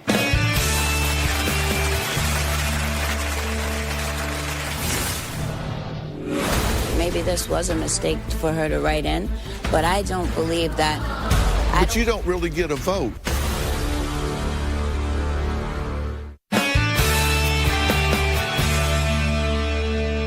You asked for my thoughts on Yes, this. and I'm ready to hear it. You say you want those kids back. And if she would give you those kids back right now, what the hell would you do with them? I'm just looking for a plan of action, for a goal, for an insight, for us to be able to work on a daily basis as to how can we get to a better point. Let me get very specific. Now, it's different from state to state, but there are 10 parental fitness factors that you have to demonstrate to have any chance of restoring your role as a parent. You have to provide a safe, stable, and secure environment. Right now, I can't do that. I understand. You can't do that. I know. You have to maintain a loving, stable, consistent, nurturing relationship with your child. The court looks at that and say you didn't show up for your own birthday party when they bake you a cake. You don't show up for Christmas. You don't show up for Thanksgiving. You say, did you offer her a ride? It's not her job to offer her a ride. They're your kids. It's your job to get there. She said she said I didn't show up, but when you're not invited. What's that? She says I didn't show up as if there was like this wonderful invitation, but it's just showing up on a daily basis, showing up and me being able to be present. She presents a very beautiful case here, okay? But the actuality of it at home is she is irrational. She is always on, it's like walking on eggshells. You can't communicate with her. She doesn't accept me for who I am at my core and understand Leanne, who I am. here's the reality.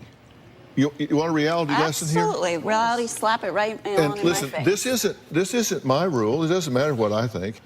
It's your job to get along with her.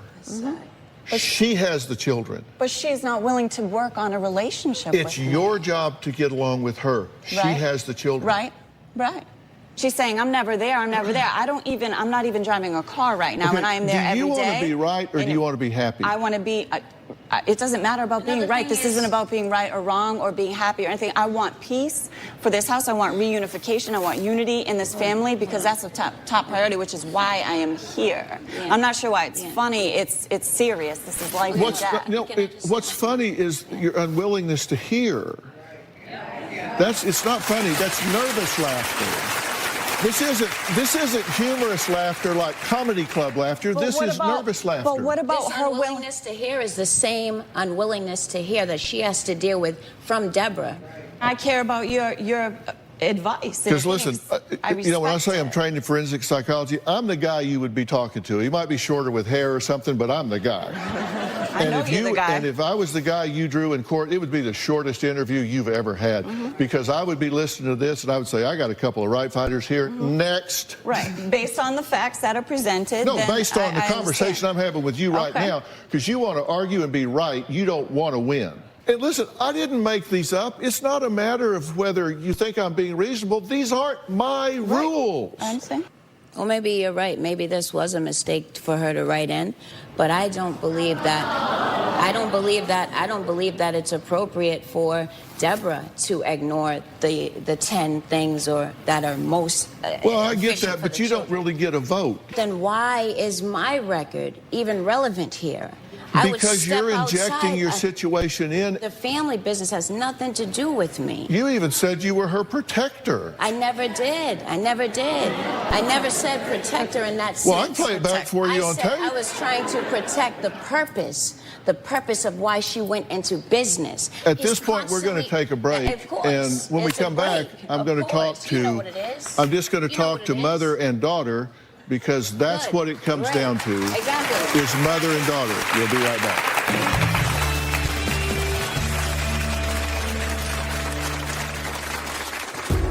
Growing up, my mother was very overbearing and overprotective, so I felt that I never really had freedom or trust, for that matter. So once I did get the opportunity to go out as a teenager, I definitely went to extremes.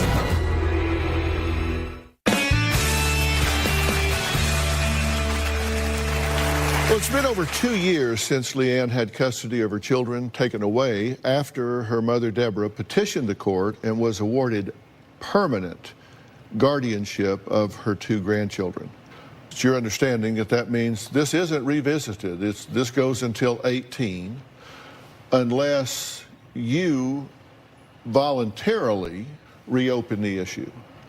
Until she can prove provide adequate housing and go back to the court and petition the court. That's what I was told I can do at any time. But I have not done that because I know that I have not been in a position to provide adequate housing. What I want is for my mother to be able to look at herself without getting defensive. And you know, I mean, I'm not saying I'm perfect and all that, but I'm willing to open up my soul, the doors of my soul to my mother, and not make it about Shamil and not make it about my relationship, because prior to her, we had the same problems. What she needs to understand is that she is beautiful and talented, and that she doesn't need to depend on some idiot to give her confidence. You don't need to be calling names of somebody. You don't have to like her, but you don't need to be calling names. I'll let you speak. Let her speak. She can have a career and be a mother at the same time. I'm not looking to say, okay, let me get my children back. I didn't expect that to happen today. I mean, I know I have a lot of work to do, but I also know I've done a lot of work. I just want her to be able to own her own flaws and her own, and not use the children to fill a void, an emotional void. A void for me? But the fact of the matter is that you're using it as control. So at first it was because of the drugs. My senior years. And it's like, so see, I would like to live a normal life. I love my grandchildren I know that. more than anything. And I am very grateful for that. I have put their needs before my own. I am taking care of them because they need me to take care of them. Because you are not. I understand that. And I'm grateful.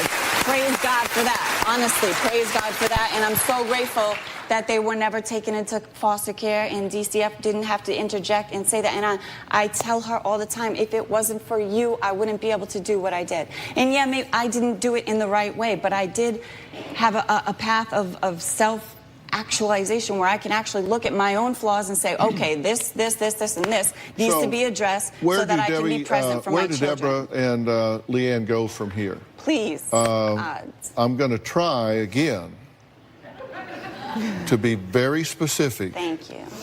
After the break. No court is going to restore your unsupervised visitation, let alone your reunification with these children, when you're in a relationship with someone that has a history of domestic violence with you. Then these things up here, you're going to need to get stable employment. You're going to need to get a stable living situation, not your mother's addict. You're going to need to demonstrate that you can provide some of these things. And then you're going to need to become a predictable, constructive force in these children's lives. And until that happens, you will not move to the next level. I'm contributing in ways that I am able to, as far as food and providing that, providing their needs, you know, as far as if they need anything for clothing, for sports, anything like that. I also You need to document all of that on a regular, consistent basis. I also offer to help contribute to camp and making sure that things were taken. Even though I don't have like a huge steady income at this moment, I'm talking about right now. I'm not talking about how I wasn't there. You need to demonstrate this on a regular, consistent basis, and you need to document it. And if you do it, then she'll support it, and I'll support it. And we'll get your kids back. It's very doable. Happens all the time. Going forward. Going forward, I would like for things to be at least recognized as far as like, okay, let's make progress. It's a whole other issue.